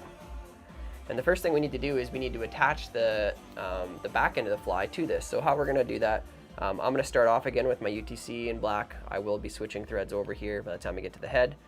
Just not quite yet. So I'm gonna start kind of mid-shank, lay down, nice thread base, all the way to the back here. And now what we included in your kit, guys, is Claude just said that he only got a couple short rabbit strips. Oh, okay. Well, I apologize for that, Claude. Like I said, we're not perfect. It's a bit of a if you knew the grand scale of how much we did, not to make excuses for ourselves at all, but we are human and there is error. So we appreciate you letting us know if something is out of order, and hopefully we can rectify that for you. In your kits, though, you're going to have a piece of heavy fluoro. Now, there's a couple different ways to attach a back end of a fly to the front and an articulated fly. I'm going to kind of show you a combination of both, but the reason we gave you this heavy mono is because it's stiff, and it should keep, just using this alone should keep the fly from foul hooking on itself. But if I was using something like braid or something that isn't as stiff as this, I would throw a bead on it or a couple beads. So I'll just show you by throwing a bead on this how that would look. Although you shouldn't encounter too much problems with this specific stuff or this material. So what I'm gonna do first off is I'm gonna take that mono and I'm gonna feed it through the hook eye of that back portion. Hopefully that glue is pretty much dry for you and it's not gonna do anything, get you sticky. So I just pushed it through like so. Now you could, if you don't have a bead, that's fine. You could tie it on as is. And as you see, that's stiff enough that it should keep that back section away from foul hooking. Articulated streamers always are gonna foul hook somewhat. We're trying to prevent as much of it as possible. So, but I'll show you if I didn't have this this fluoro, what I would do is I would take 1 or 2 beads. So I just have a red bead here I'll stick on here, and I'll show you how that would look. I just put it down over top of both. It's gonna push up against my fingers just because that's how stiff that mono is. Now, when I go to tie this in on this hook, I wanna make sure that that back hook is facing down, so it's oriented down. I'm gonna place that fluoro or mono or whichever you're using up on top, pull that bead back a bit, and I want a little bit of a loop. Not a crazy big one, but a little bit. And what I'm gonna do is I can show you how we'll adjust that. So first off, doesn't matter where you're at your hook, let's just take a few wraps, not a ton, but a few. That's gonna hold it in place. And now that it's there, I can adjust it. Okay, I can pull it back and forth and find where I want it to be. So I'm gonna leave that little bit of loop there. That bead can sit back behind that hook shank, giving it a little bit more stiffness and keeping it away from that shank. Now I'm gonna take some thread wraps back to about the barb here. And then I'm gonna move forward. Okay, guys, are we going too fast for you? Cam thinks we're in fast forward mode. And so yeah, we could take a break and we could sit right there and we could tell stories. Toby, welcome. A little late, but you're here. That's all that matters. All that matters. I've tied a few the wrong way a few times making streamers for pike. Not sure what that means. What you're referring to. Yeah. Okay, we're going too quick. We are too quick. So what we can do in the meantime is we can tell stories. Yes. Because I got the rally cap on. You know what that means. It means I've had 2 beer. Yes. Okay. Wait a minute. So, Is Elaine Lee in here? Doug, it's time for a Doug's bad joke. Yeah. We know Doug's caught up because Doug is... Yes, if you're using a shank instead of a second hook, which is up front? Oh, well, that's really your choice if you want to have your hook in the front or the back, but I would suggest the back because that's probably what's going to get the hit hooks on in the first. back, yeah. Yeah. Some people like saltwater patterns, they never put a hook in the back. They would run it up front, but preference, yeah. When you were tying the loom to the other hook. Okay, what was the last thing he said? Oh, I've tried it a few times the wrong way. Yeah, so it can be a bit finicky to get them to sit the way you want.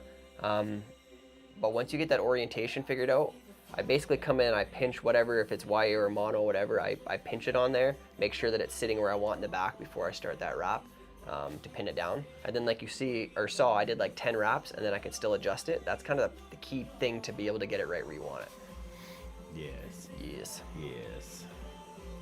2 hooks. Some people would do 3 hooks. You got to check your regulations wherever you're fishing. Some people only are allowed 1 hooks, like our friends to the west in BC. Yeah, David, that's something I actually, most of the time, tying for myself, I like to use what's called bead wire, bead-along. You get it from a craft store. It's like half the price of intruder wire, which is basically the same stuff.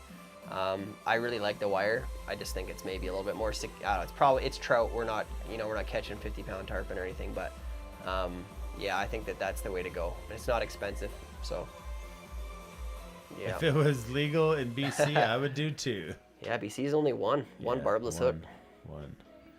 One. That's challenging. Could you imagine not even be able to fish a hopper dropper? Yeah, but I've asked the question before. Could you take the hook off the hopper? Trevor, are you in BC? Because I've wondered, could you take the hook off the hopper, tie it from the eye down, dropper down eye, and tie a nymph or whatever you got for your dropper, and then if the fish are eating the hopper, you switch out and put a hooked hopper. So I don't know, is that illegal? Yeah. It's I think an if it doesn't have interesting a thing. hook, who would? I mean, unless you got a grumpy fish caught, but. Yeah, because you could tie a hopper on a shank. Just a shank. It's just a shank. You know what this could be? It's time for me to release my new album. I'm Jones. It's called Shank Shank. Yeah, but I don't know. Is that illegal? Like, could you put a? I guess they might argue just use a small indicator. No, but my idea is if they Search. start to eat the hopper, I take the dropper off. Yeah. Because That's true. I don't know. yes, the Nancy P has been successful. I haven't swung it. I've It only is ever Ryan. fished It is an indicator, but like in the comments come in a little late. But my idea is because we're prospecting a lot of the time, and so that's why we fish a hopper dropper, is because we want to see, are they eating the hopper, or are they eating the dropper? And now, should I throw a tip that way? Get your pens out, folks. Sometimes the dropper detracts the fish from eating the hopper, so you never know if they're going to eat the hopper because you have a dropper on. Now, does that sound funny? You might still catch fish. Well, no, you will catch fish, but you have to think about this, that the dropper changes the way that the hopper floats, and it can scare fish away that come up and go down and they don't eat the hopper. So if you're truly wanting to get hopper eats, I know it's like training wheels. Trust me, I know. Sometimes I put 2 droppers underneath when times are tough. And by droppers, I mean 2 red hooks. That's my favorite term, training wheels. We'll be going down the river. He'll look at me and be like, I'm like, have you take taken the off your training wheels off yet? Take them off. It's scary, but it does work. It really does work. But it is scary because I always say to people, we can never go back and do that run again at the exact same time of the Earth's rotation, of all the elements that go into fishing. We can't replicate it in that moment at this. Like, you just can't go back. You have no way of knowing if what you did would have worked better had you taken the dropper off. Yeah, you just never know. But I do like to see eats, and personally, I'll ask clients, do you want to, like, we can get fish on the dropper. It's a very possible way. Do you want to see dry fly eats? Because for me, what's that, Tim? What is this? That is the new bubbly. The new New pineapple flavor. bubbly. New to Canada. We're 12 years. Oh, look at that. Oh, that was crisp. Oh, I gotta do that one more time. Sorry. That is. You need some sound effects for that. Yeah. Right here. Go ahead. That don't put a smile on your face, folks. I don't know what will. Hopper dropper, it can be a hip hop showstopper. Mr. Riley dropping the beats. All right, brother. I love you, brother. Friday nights, Love folks, join in Mr. Riley as they go live with the Rileys. Friday Night Live with the Rileys. Him and his wife have a show. Drop some bars. Drop some bars. You pre-write it, and he will do it. Oh, yeah. You missed the start of the show. He already tried. I promise, Mr. Riley, you hang around, and I will release my song. Oh, Bruce. How's the new bubbly? They're fantastic. Actually, the peach, and I like it. I'm personally not a fan of the peach. This is my first time with the pineapple, and I'm digging it. Okay. Yeah. How do I put a hook on a pink? Oh, Bruce. You. Yeah. Late season. Oh, Bruce. Late season hopper eats on the airlock. We just had so many eats that day, and then like it was like a day or two later was when the first time I met Cam, and we went out. So I bought pink hoppers, and he got fish on the pink hoppers. Okay, folks, we ready to jump back in and finish this fly? Mr. Riley, I'm the worst bar writer. Well, I'm also the worst. The start of the show. Mr. Riley, stick around. I have a show for you once Tim gets this fly finished. Fly finished. All right, let's do it. So I'm gonna bring that thread up to about the halfway point, and I'm gonna take that mono and fold it back over. So I'm gonna gain that little bit extra strength out of this. And just make sure that those butts are really locked in. Now I'm gonna lift up just a little bit that's left. Get deep in your scissors because that stuff will dull your tips. And then I'm just gonna drive the rest of those butts down into top of the hook shank here. So I'm gonna go back. Now this is where I said you're gonna need just a little piece of another piece of the rabbit zonker from your other fly. I'm gonna come in here. We're not using much of it at all, but I'm gonna tie it on the side of the hook shank. Make sure it's good and secure. And all I'm gonna do is do 2 wraps, palmering this up. Okay? So just wrapping it forward. It's gonna be a shirt. Tie that fly. Tie that fly. And 2. That's all I'm doing. It's just enough to put some material and movement back onto that connection between the 2, just to make it look. For instance, I tied one so you could see without it. Okay, so that's without it. That leaves that, not that that's necessarily a bad thing, but it feels really disconnected between the two versus one like this, where it's got extra on it. We did not put beads in these packages. Tim's just showing you, because afterwards we had a conversation and we should have put beads because the original pattern calls for beads, and so that's what's showed here. That's kind of what I explained, guys, why we went with the mono was because it is stiffer and it should give you Trevor's coming to the bow to pop the hopper dropper virginity. Oh, come on, buddy. Trevor, I don't know if you answered, but you got to be a BC boy. Yeah, I think we will tie 3 droppers underneath an indicator. I used to do it all the time. Yeah, that's tough. Okay, so guys, where we go from here? We're gonna go back to that cactus chenille. Back to the two. Sorry. The 2 rabbit strips. Understand, you could cut your back claws a little shorter to use a piece up at the front here, and that was that was the problem of when we packaged these, and we realized that 2 strips were for 2 flies, but they weren't long enough. So you could cut them in half and have 4 strips. But that's,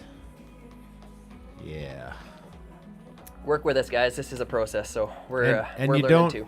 Your pre-tied fly doesn't have a rabbit strip like Tim just showed. This is sticking a little closer to the original pattern. Not a necessary part. That's why I showed you this other one as well. Just the disconnect between the two. Well, but show that again. See, not tied. See, you don't need that there. So that's the only difference, right? Okay, so let's get back to that cactus chenille. We're gonna run this cactus chenille forward now. We're just about to the head, which everybody has been waiting for. We packaged 80 kits. 80 seasons. So 80, 20 kits per season. Yeah, A lot. 1,600. So. Yes, that's why we're just saying, guys, we understand this is a process. It is for us too. This is our first year producing these packages, so at this quantity, we know that there's a human error in some of this. Okay, so let's take that cactus chenille. We're gonna wrap it forward. We're gonna leave about a quarter or probably closer to a third of the overall hook shank bare up here, because this is where we're gonna work with all our deer hair and put in our dumbbell eyes. That's just me tuning the guitar, Mr. Riley. Mr. Riley, you better not have left. So it's clearly for you, because you're gonna have me on a guest on your Friday Night Live with your wife one of these nights, and I'm gonna sing songs. Maybe you won't. Maybe you should leave now. Maybe you should stick around and see if your talent is actually talented. Yes. Okay, guys. So next thing we're gonna do is go ahead and get our dumbbell eyes put on, so that we're kind of can proportion out this head as to where we want to put what. So I'm gonna come forward just a little bit ahead of where I left off. I'm gonna put thread wraps all the way down. So Cam's concerned because his finger is stuck in the back hook. That doesn't feel good. So you can take the top of a pencil, the eraser, and push it onto that back hook if you find that you're unable to manage the situation. Quinn, that's a good point, Quinn, because I'm going to add one of Quinn Suniat. So Drift Out West Fly Fishing. I keep adding to this last giveaway. I'm going to add more things right now. I'm going to put my I think. Yep, that's in tune. It's good. That's in tune. Okay, guys, so let's come in. Let's get these eyes on. So we've talked about these quite a bit already and different things we've tied on this year, but we're going to do this our good old figure 8 fashion of getting these put on here. Whether you had painted eyes or not, it's not really a big deal on this fly, because originally this was a crayfish pattern and the eyes were only there for weight. So we get a little fancier at times and we'll do some painted ones, but not a big deal. So I wanted to leave just a little bit of space behind for the collar that I'm going to tie in a few minutes.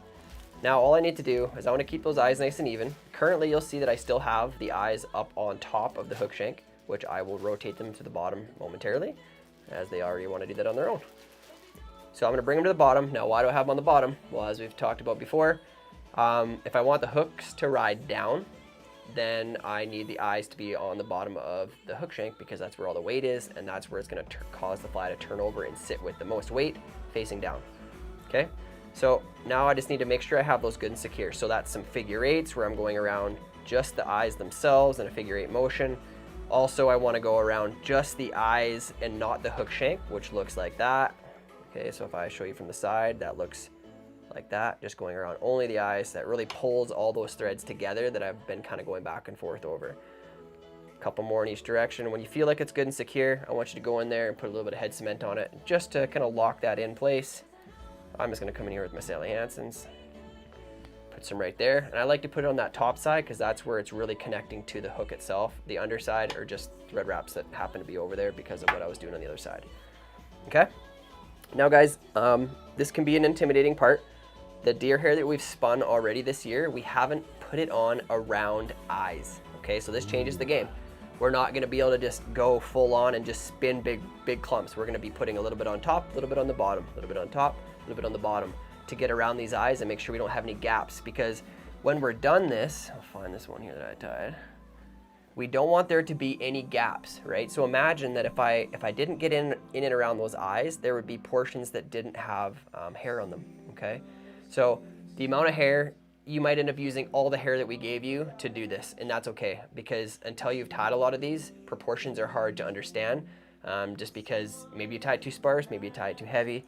This will be a learning experience. We don't need to pack deer hair, we don't need to be super tight, but we do need it tight enough that basically when you're done, that shows you how loose the deer hair is or how tight it is. It doesn't have to be crazy. It's a lot like a sex dungeon head. The shape of the head we'll talk about in a few minutes. So let's go ahead. We're gonna get behind those eyes and we're gonna put in our first clump. Now this is the only clump that matters. This is the only clump that matters that we have the tips aligned. So the deer hair that you have in there, you wanna grab, not a crazy amount, but a hefty kind of pencil width thickness piece. And we're gonna try to keep those tips aligned the best that we can. Like so. Baloo is out. He's got to go to bed. See you, brother. I wonder, and we'll talk about this, but should we start at 6 o'clock next year? Yeah. Let us know. Yeah, it'd be good to know what people prefer. Some people may not be home by work by then, who knows, but. So I'm just cleaning out all that under first. You'll see if I spread it, you can see a little bit of furry stuff that's in there. I don't have my comb on me right now, otherwise I would be combing it out. But you can get the majority of it out doing it like so. Now I'm gonna go over to my little bit larger deer stacker. Oh, the deer stacker. Just it's a little easier to gather. The head looks like Ed the Sock. Ed the Sock. What is it? Remember that? It might be before you were on planet Earth. Just stacking those tips, guys. Go ahead and do that.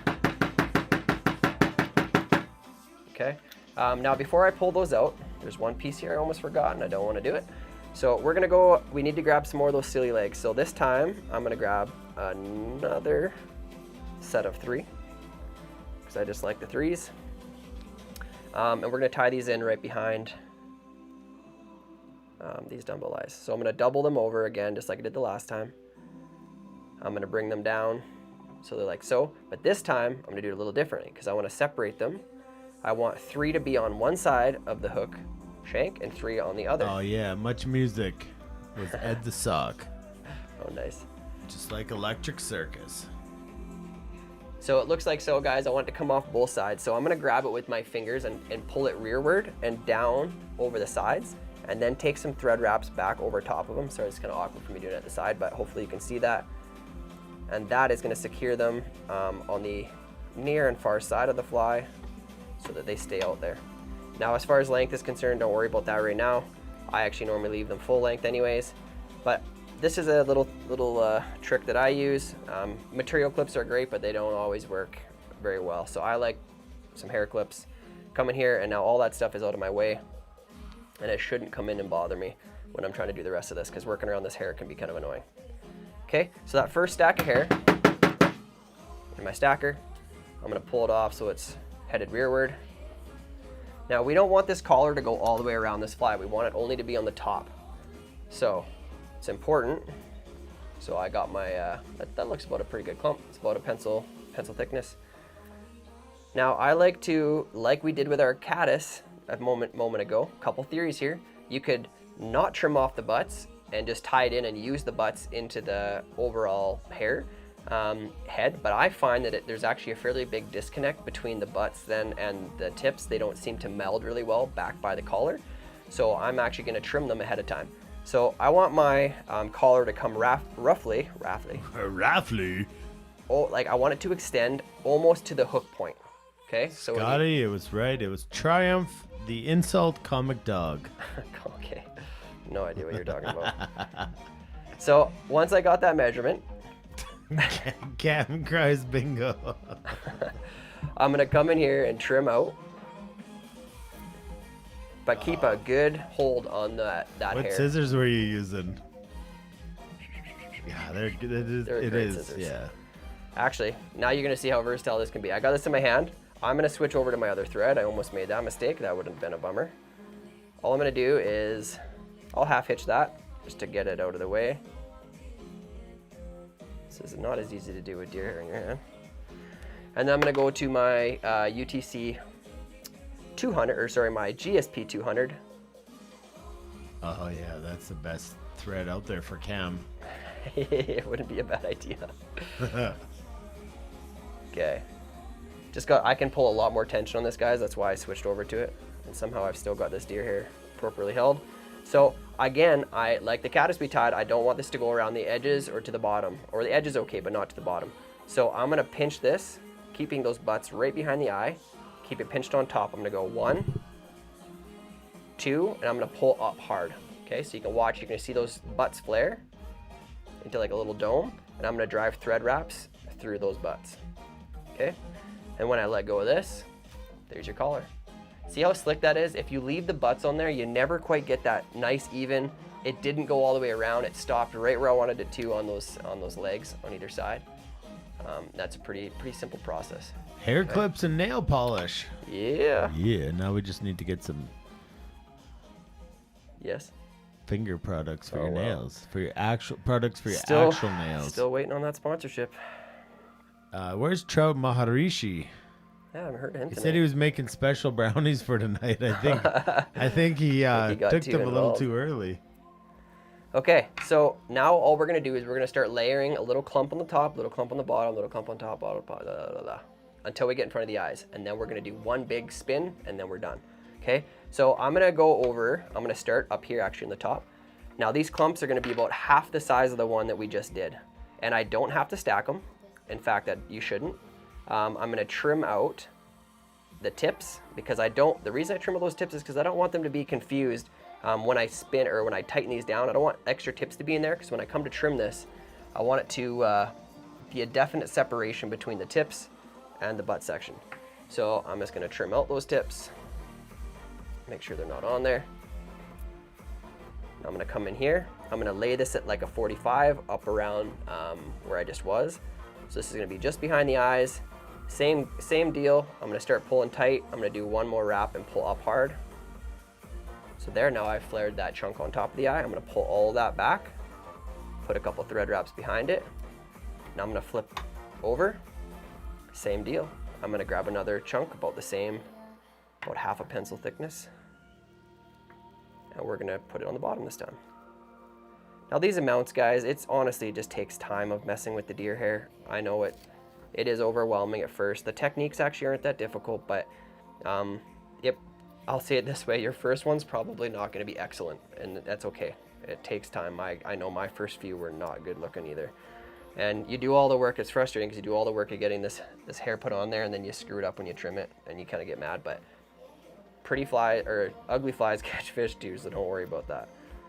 Okay, so this one I want to place right behind the eyes on the bottom. Most of this is going to get trimmed out, but we still need them to be flared here. So I'm going to tuck my thread behind those eyes. And that's something we're going to do a couple times here when we put them up and over the eyes, is just tucking your thread behind those eyes. I'm going to do one more and pull tight. Got the flare that I wanted there. Make sure I drive some thread wraps into there. Make sure it's good and secure. Now I'm going to come back to the front, or to the top again. So this one's kind of an interesting one because you can see I need to fill that gap that's between the eyes, but still behind where I can get my thread right now. So how am I going to get hair back into that little nook? Now this is what I'm going to do. So go ahead, cut yourself another piece, or take out a piece of that hair that we've given you. Another small portion, not a big one. About half a pencil thickness again. Clean it out. We'll just keep repeating that cleaning process. And you can get really creative with the hair, guys. You could go every time, like you could put one color on top, one color on the bottom, or actually take the hair and roll it, we call it, in your hands, and mix the color. There's just so much you can do with it, but probably unnecessary in the overall process for the fish themselves. So watch what I do here. I'm gonna pull this stuff back. Like we said, I need to fill in that little nook there. We're gonna have to do it on the bottom too. So I'm gonna come in here and lay this up against that hair, and I'm gonna hold it in place with this hand. Now I need to actually take my thread and go back behind those eyes. Same thing on this side. I'm gonna come sneak my thread. You see what I do there, behind the eye. And I'm gonna do it one more time. I'm gonna come through on this side, go behind the eye. I'm gonna start to tighten down now. You see it start to flare. Go behind that eye, and now pull hard. See how it filled that space and pushed hair forward? That's the only way we get that total enveloping appearance on this dealing with this deer hair. So now I want to save my work, and how I do that is always taking wraps just around the hook shank itself. Now we're going to put one more small piece. We're going to do exactly what we just did in the last one, how I taught you to sneak that into that nook. This is actually a more important nook to fill. And then we're going to do one spin on the front, and we're done. Okay? Corey, People losing it? I'm glad I'm just drinking. Good luck with this one, everyone. Guys, I hope that you have, get yourself a patch of deer hair, don't care the color. Come back and rewatch this one. I can only really slow this down so much to the understanding point, but I know if you go back through it again, it's gonna click, and once you can just kind of step back from it and see the techniques that I'm using, it actually isn't as difficult as you think. You can tie some killer looking deer hair heads. Okay, so I've cleaned out this clump. Again, I'm gonna take out those tips. Okay, and I'm gonna do exactly what I did on that top section. I'm gonna come in and lay it here at that 45. And now I'm gonna take those thread wraps again, sneak it behind that the dumbbell eye on this side. Watch me come through, sneak it onto that dumbbell eye. I'm gonna start to pull some tension. You're gonna see it start to flare, and I'm gonna go around one more time before I fully snug it down. Okay, and then pull hard. Let it flare up. And now you got all this hair that's kind of, as you can see there, it's like a big circle, and it's driving down towards the eye, but I still need to try to get that hair back out of the way the best I can. Watch your hand on all the hooks and stuff. I can clear up a little bit of space to get some thread wraps on the hook. And now once I put one more full, and now we're gonna go to how I taught you to spin hair before with the 1 wrap, 2 is tighter, 3 is almost as tight, 4 no more than 4. I'm gonna show you, once we get to this front little piece here, that's gonna be it, then we get trimming, okay? So this front piece, we do wanna use a little bit more, maybe closer to that pencil width again, because we're gonna be technically covering the top and the bottom of the fly. Hold tight, Corey's beer's empty. You're on your own, Corey. Corey, you're just a spectator today. If you got questions, guys, shout them out. Let us know if there's things we can help you with in this process, because this is, well, that's limited. I'm not oblivious to the fact that this is not easy. But we did a lot of deer hair this year, and that was kind of on purpose. We got some more. We're gonna take these same techniques and use them on smaller things like muddler minnows. That's one that's coming up. There's other deer hair to come still too, and you just gotta, I can't remember all the deer hair, but I feel like there's a lot we planned in this year. So I'm gonna flip this back up so it's right side up. The Doc Spratly next week and the Parapost Ant. Oh, nice. A couple of good ones. Classic Doc Spratly. Last one here, guys. I'm gonna come in here, lay this back, that 45, and this is gonna be the one that always scares everybody, because this is gonna be going all the way around the hook. So don't get scared, stick with me. 1 wrap is loose, okay? I start to pull a little bit of tension. 2nd wrap, a little tighter. Okay, I'm letting it start to spin out of my hand. 3rd wrap goes through, I pull tight, let it spin. It's gonna spin, it's gonna scare you. You think it's coming off, but it's not. Okay, it's spinning. Work my thread through it one more time. Place my finger on the hook eye and pull hard. Steve says, can I buy this fly somewhere? Oh, they should be one of these fully tied in your kit. Yes. Okay, David, time for a cold one. Hurry back, David, because the show's about to get real soon. So I'm just using this, that's not a great one for it. I have my, my tube right here, my Krenix tube. All I'm gonna do here, guys, is to create some space for me to get some thread, because obviously that hair expands and wants to fill up that space. So doing exactly as it should, it's filled up that space. And I can use this tool, as you can see, kind of through the tube, I can expose that eye a little bit. I'm gonna pull it back out of the way and get a couple thread wraps just around the eye, because that's how I'm basically saving the end of this fly, so this stuff doesn't all fall apart. Trying not to trap too many fibers. And now once I'm to this point, I like to go in with this same tool, something that's like we said, the Bic pen or whatever it is. I'm gonna use this as my half hitch tool on this big fly, because I can use it to push that hair back out of the way. This just turned into a drinking show. And as you can see, I can snug that down right against that hook eye, because I've just gone around here, pushed it back out of the way, flares it out of the way, work that thread down and off the edge of that hollow tube, pull it tight. That's why I use that strong thread, because I really want to be able to pull hard through that. Oh, guys, we did it. Wow. The hair's on. I'm no hairdresser, but stay tuned the for us hair's to get to on. stride. At this point, I can go ahead and clip out my thread, and we will get to shaving this thing here momentarily. Hopefully you guys stuck with me through that. If you're just spectating, that's fine too. Cam just sent me a photo of A pile of hair. yeah, Muppet Show. All right, folks. Are we gonna do some more draws, or do you want me to finish this up first? Yeah, you just Okay, let's just get through this, guys. you just get that finished. I just kept adding to the draw. So we got a big draw. We're gonna go quick here. We're gonna crush this out. If you're still tying with Tim, bless your soul. What's on the menu for the night, you ask? Why, Modelo is special, of course. That's David's drink of choice. Oh, David's in the house. You guys gotta check out his YouTube channel. It is the Digital Buddha. He is a master guru of the Google, and now he's moving over to the YouTube platform. And a kind, incredible human that fits into this group. Although hasn't fly fished yet, his Keywords. soul is exactly like all of you guys out there. And appreciate the support. Appreciate you being here, David. Digital Buddha on YouTube. Check him out, guys. Mm-hmm. Okay, guys, let's do this. Okay, this is gonna be overly complicated, but let's just get through it. I suggest some type of wastebasket or lid of something you put underneath this, because it makes a huge mess. I'm gonna start off by trimming the bottom of this fly. I'm trying to attain some type of bullet-ish shape. I like it to be a little flatter on the bottom and a dome head. You wanna go dome on the bottom, that's fine too. But I find that this is a little bit, I like the way this swims a little better. Okay? Yet. David says yet. He's coming, man. Oh yeah, he better. Open that border. He is coming. Okay, so let's make our first cut. I'm just using my razor blade, kind of touching back. Now remember, I have no collar on the bottom, so I have no fear of messing with that. I like to try not to go too deep on that, close to that eye to start with, because I don't know where everything is yet, and that My would be a real job bummer. is to clean this all up tomorrow. Yeah.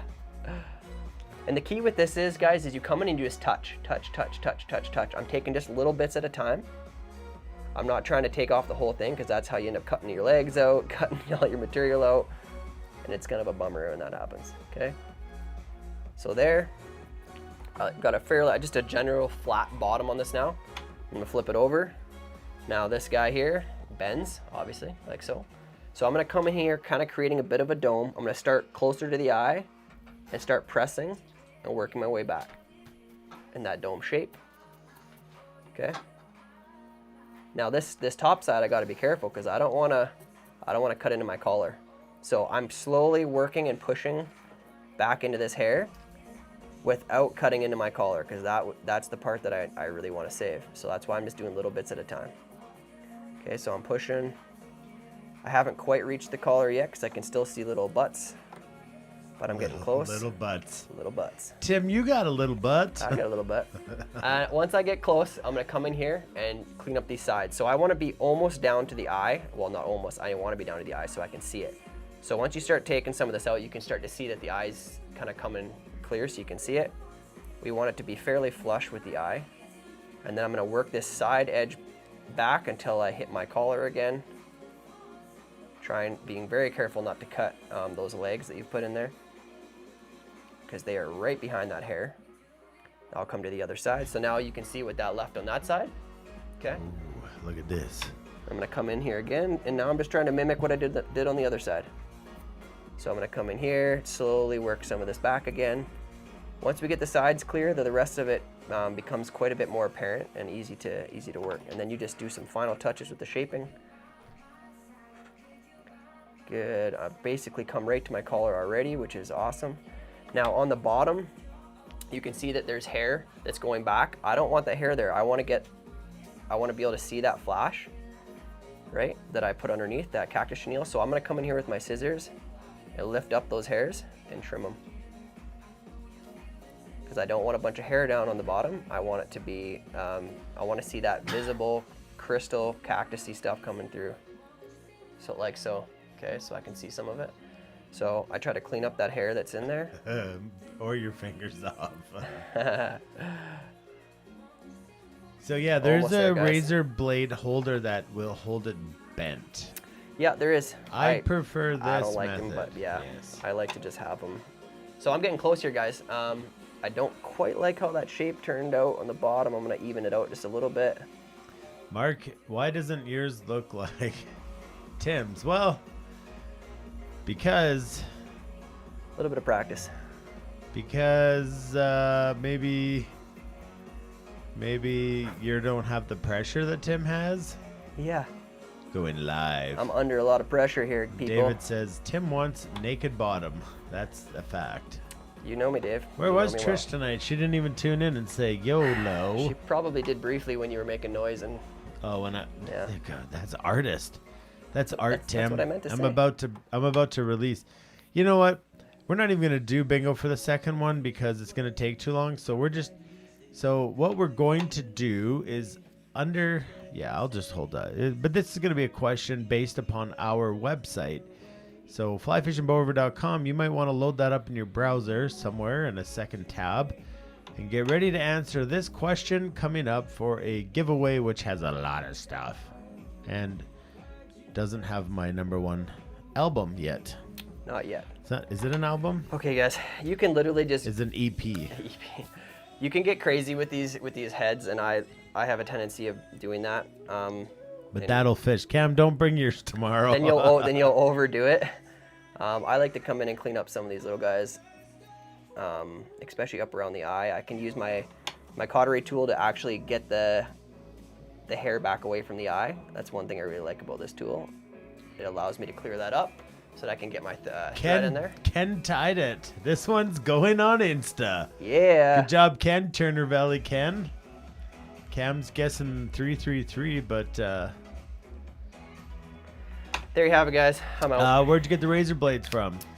Amazon, you can buy like 100 of them for Yeah. like $9. Yeah, this brand specifically I have a thing of them right here. This brand is this guy here, Derby Premium. Right there, folks. Derby Premium. Chromium, ceramic, platinum, tungsten, and polymer coated edges. Well, how long do these flies last? This will last a long. This So depends. If you're Cam, you'll get them stuck on the bottom of the Yeah. river. you often don't save money tying flies, but I will say if you tied these, you're saving yourself money, because that's a $9 or $10 fly in the fly shop. Material here is probably like $3. So there you have it, guys. That is your Nancy P. I wish I was a Nancy P. I would go down to the river with me. See, you haven't heard That was this good. one. I know you haven't heard this one yet. Yeah, I don't think you Okay, have either. so these, I mean, I could fish this all summer. It depends. Sean, here's the deal. Okay, I need some Beaver Lodge jerky. Yes. You need to send us some Beaver Lodge jerky. We'll do an exchange for something. Mr. Riley said, awesome.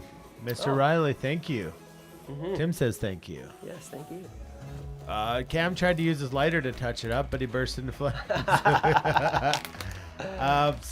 That's the Nancy P. That's Kelly Galloup tied this. It originally was a crayfish pattern, but it was very successful. It just stripped, twitched, bopped, Popped, booped, blocked. beeped, bopped as a just a streamer. So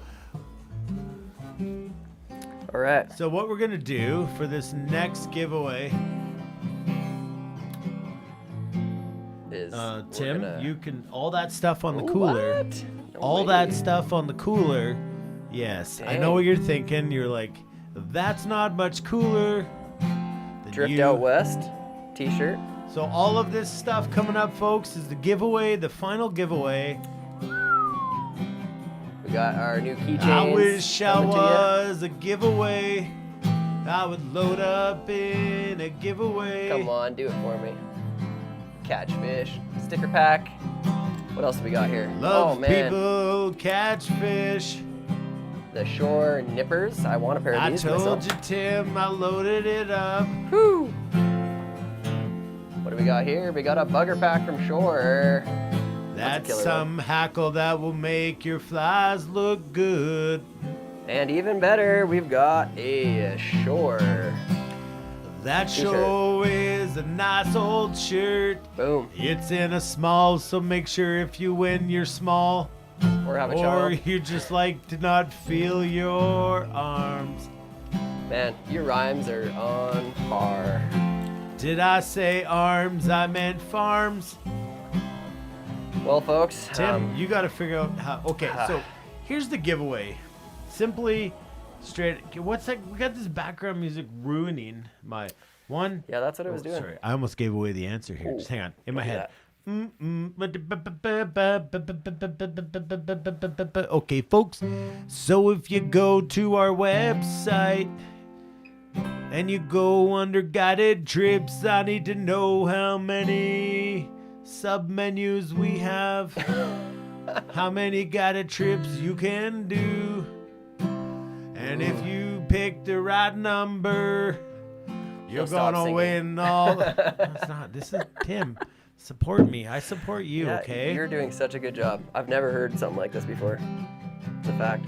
The number's not 7, but it is sure 5. Justin Shoop Justin wins Shoop. again.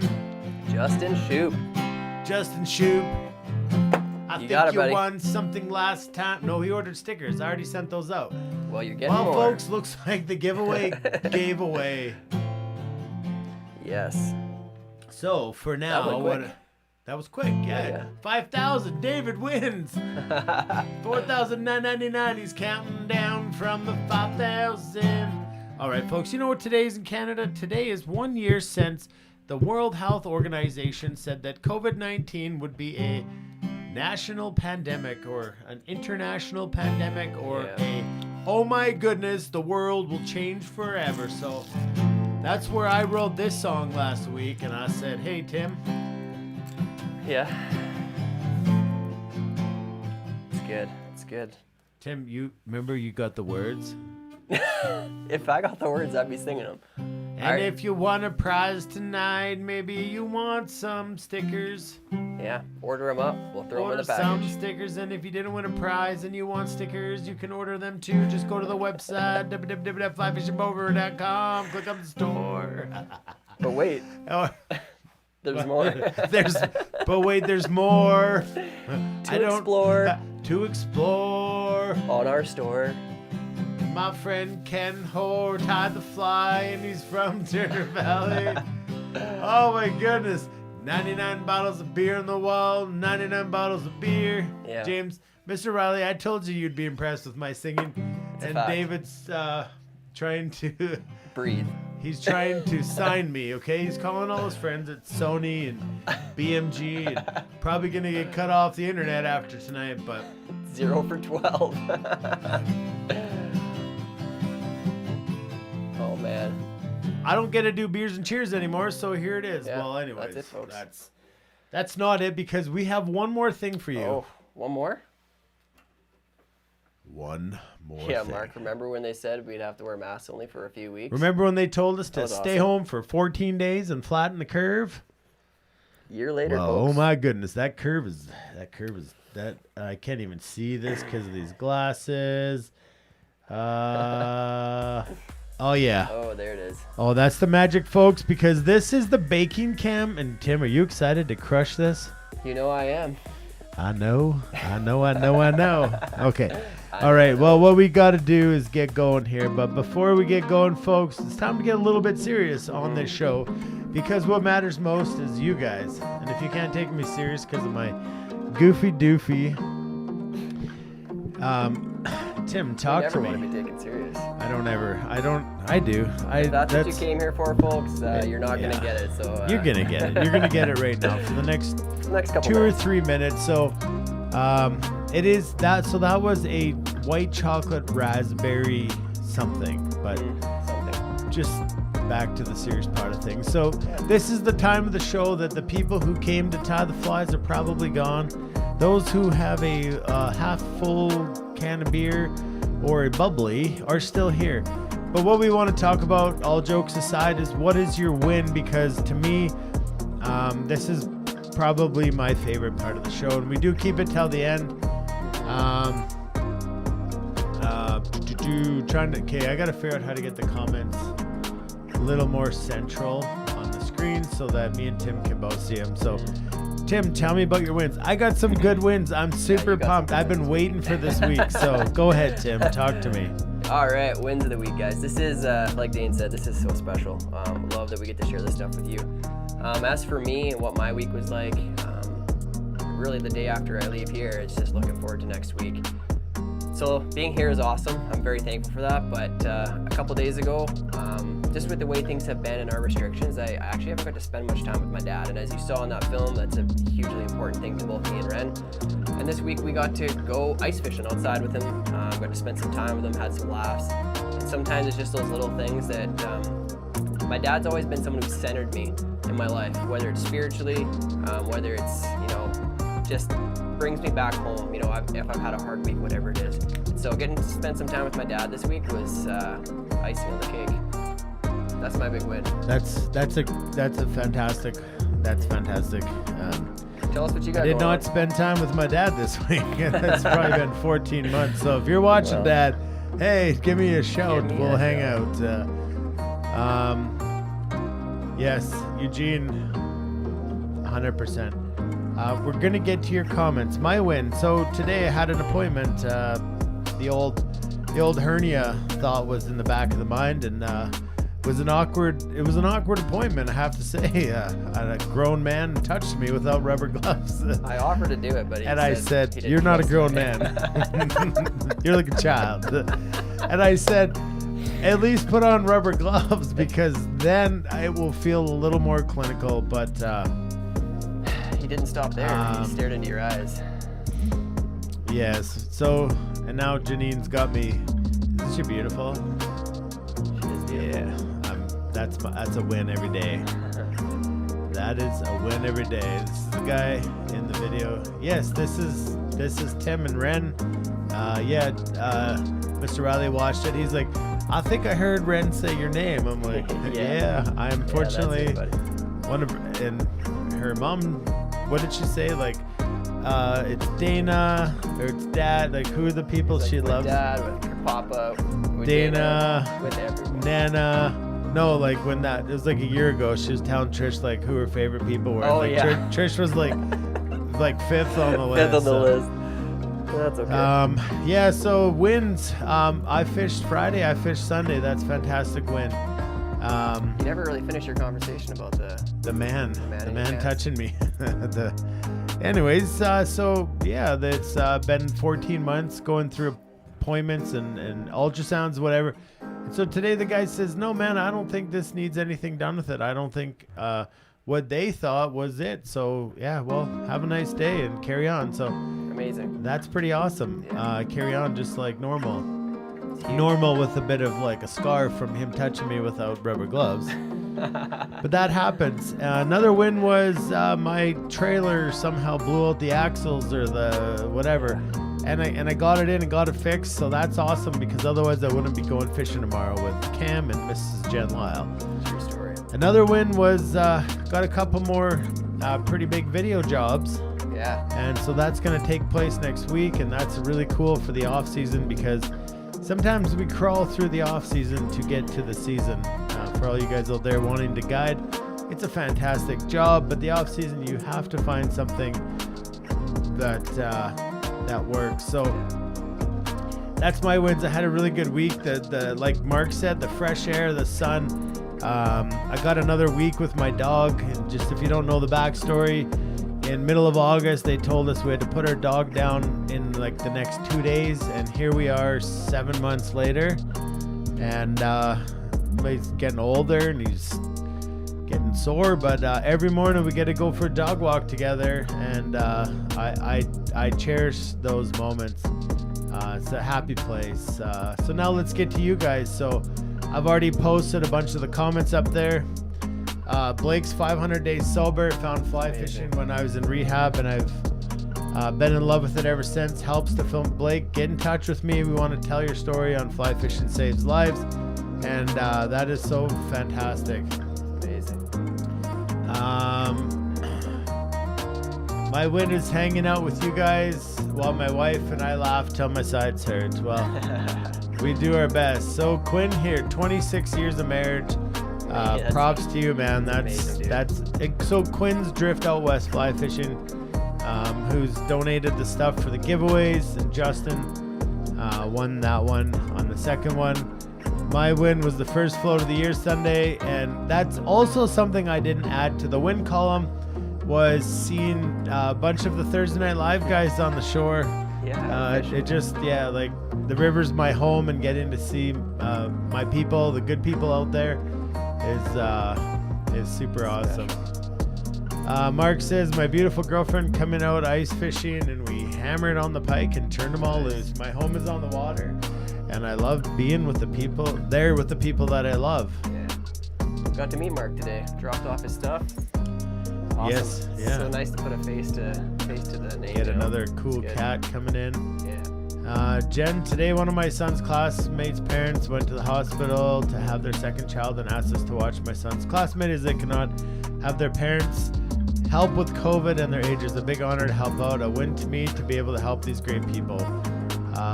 All you guys, like this is all good people in here. Like, and having said that, reach out to each other, add each other on Facebook, become friends, and build these relationships, because one day things will normalize again, and we will all be hanging out, fishing together. We'll be hanging out, drinking beers. We'll be hanging out, telling stories. Joe Manchinton saved an abused cat. That's pretty awesome. I know Brandy posted earlier today that they had to give their rescue dog back, so props to you guys. I have a heart, like I get so attached to the animals. I don't know how to do that. Bruce randomly ran into someone he hasn't seen for a while and found out that they're doing okay despite the tough times. That's pretty cool, because I do know the backstory. I'm not gonna bring that up, but why did you schedule another appointment? Wow. Anytime a grown man can touch you without rubber gloves. Awesome video. You really care.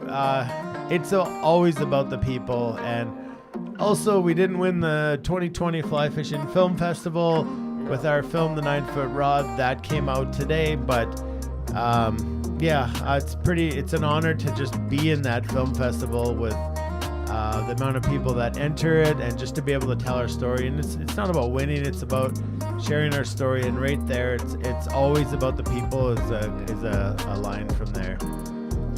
Justin Fisher finally got out fishing on the river for the first time this winter. Nice break to get away from work for a bit. That is awesome. Beat my son in golf today. It's the little things. Yes, it is. So my win is my win, and I'm not sharing her with anyone. 28 years together. So Corey, like, he's a fantastic human, and the other night they were doing karaoke together, him and his wife in their shop, and I told him to sing me a song, a country, because he's probably like rock and roll and death metal. Yeah. And he sang me a country song and sent it over. Serenade. And remembering the Zoom call with him and Juanita, and they came in, and just I cherish people who love their wives, love their their girlfriends and can speak highly of them. I think that is It says a lot about them as a human. Michael Robertson, who's one of our winners tonight, was taking his daughter to Savannah for Southeast Swim that was canceled last year at this time, watching her compete again and walking the beach. So that sounds like heaven, man. I feel like things are normalizing besides what you're seeing here on me. Some things. Yeah. Justin, thanks for what me and Shaylin look forward to each week. Perfect entertainment in the secluded mountains in northern New Mexico. Goodbye and good night. All right, Justin. David said my 19-year-old son is here for the week, so that's a win for me. That's awesome. That is absolutely fantastic. What a good dude David is. Appreciate everything the time he gives. Just the good people in here. Sean, fished Friday, Saturday, Sunday, 3 lakes and got the family, nieces and nephews out. Then Monday, after an hour and a half, I didn't have to go to the Emerge because I had an ice fishing hook. I didn't have to go, but he had an ice fishing hook deep in my finger that was in my ice fishing tent, and he took care of it himself. So how was tying tonight with that? Yeah. Yes, Jade finished her thesis paper, so that's freaking awesome. That's great. Ben got a fly fish twice this week. The first 2 times out in the water in 2021. Caught 3 northern bonefish, hoping for a browner bow, and I saw Dana on the river.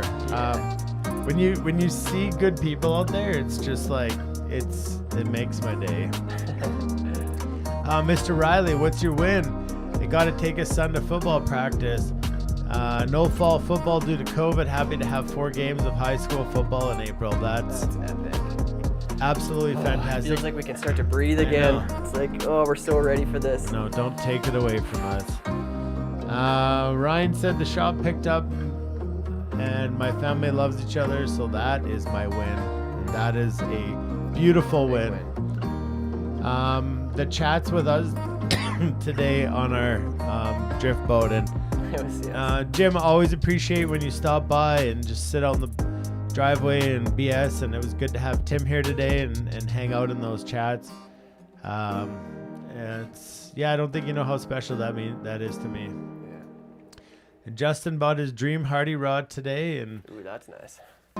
Okay. After taking care of my dad for 5 years, I don't want to forget these because everybody's win is important. Renee and I are taking our first vacation together. Awesome. It's a very similar situation that my mom was in, looking after her parents, and then when they both passed, and they kind of had this, not that it's a relief, but you kind of get some time to explore and hang out. Terry's win was booking evacs closer to traveling. Oh yeah. And the Flames won, so that's actually a win. That's a literal win. That's actually a win. Where can we find this film? What's it called? It's 9-foot rod. I don't know where you can find it quite yet, but it's... When they release it to us. Yeah, when we get it back, we'll play it here on Thursday Night Live. That's probably the first place that we will release it. Definitely. Ken, good night, my friend. Appreciate you hanging out. Quinn, my windows... Okay, Norman, appreciate you tuning in. Life's great. Thursdays are awesome. We're always winning. And Steve says here that it inspired him to upgrade his vice and to purchase a fish pond fly tying case. And he's organized. You guys are very inspiring. Well, awesome. We're literally just a couple dudes. Couple weirdos. If you guys aren't here hanging out with us. So... so we gotta run, and your wins are important, and if I miss it, I truly apologize. But we will be back next Thursday for episode 13. We're tying the Doc Spratley in a size 4 and the Parapost Ant. And if you're local to Calgary and you didn't get in on buying a whole season kit this year, you can definitely head down to Bow River Brewing on Tuesday, and we've donated 20 kits. You get the tied fly of both patterns, and you get material-ish subjective to tie 2 more of each of those patterns. So head down there, and I'm going fishing tomorrow, and Tim's got to work, and it's just the way that things are. So Sucks when I got serious FOMO. And All my friends go fishing. I'm gonna make it real. You better not send me pictures of anything. No, I won't. I appreciate that. Nothing. No pictures coming your way. You look so Yeah. Amish. It's crazy. Whatever. Like, literally. I'd make donuts if I could. So. All right. I'm Dana Lattery, and that is Tim Hepworth. And we're with Fly Fishing Boat Outfitters and Thursday Night Live Fly Time. You can find us on Instagram, Facebook, whatever. Reach out to us. If you need to chat, reach out. We'll talk. We'll phone call if you want to be on Fly Fishing Saves Lives. I would love that. Reach out to me. And until next Thursday, folks, I love you guys. I miss you already. And we'll see you next week, guys. next Thursday. Can't wait.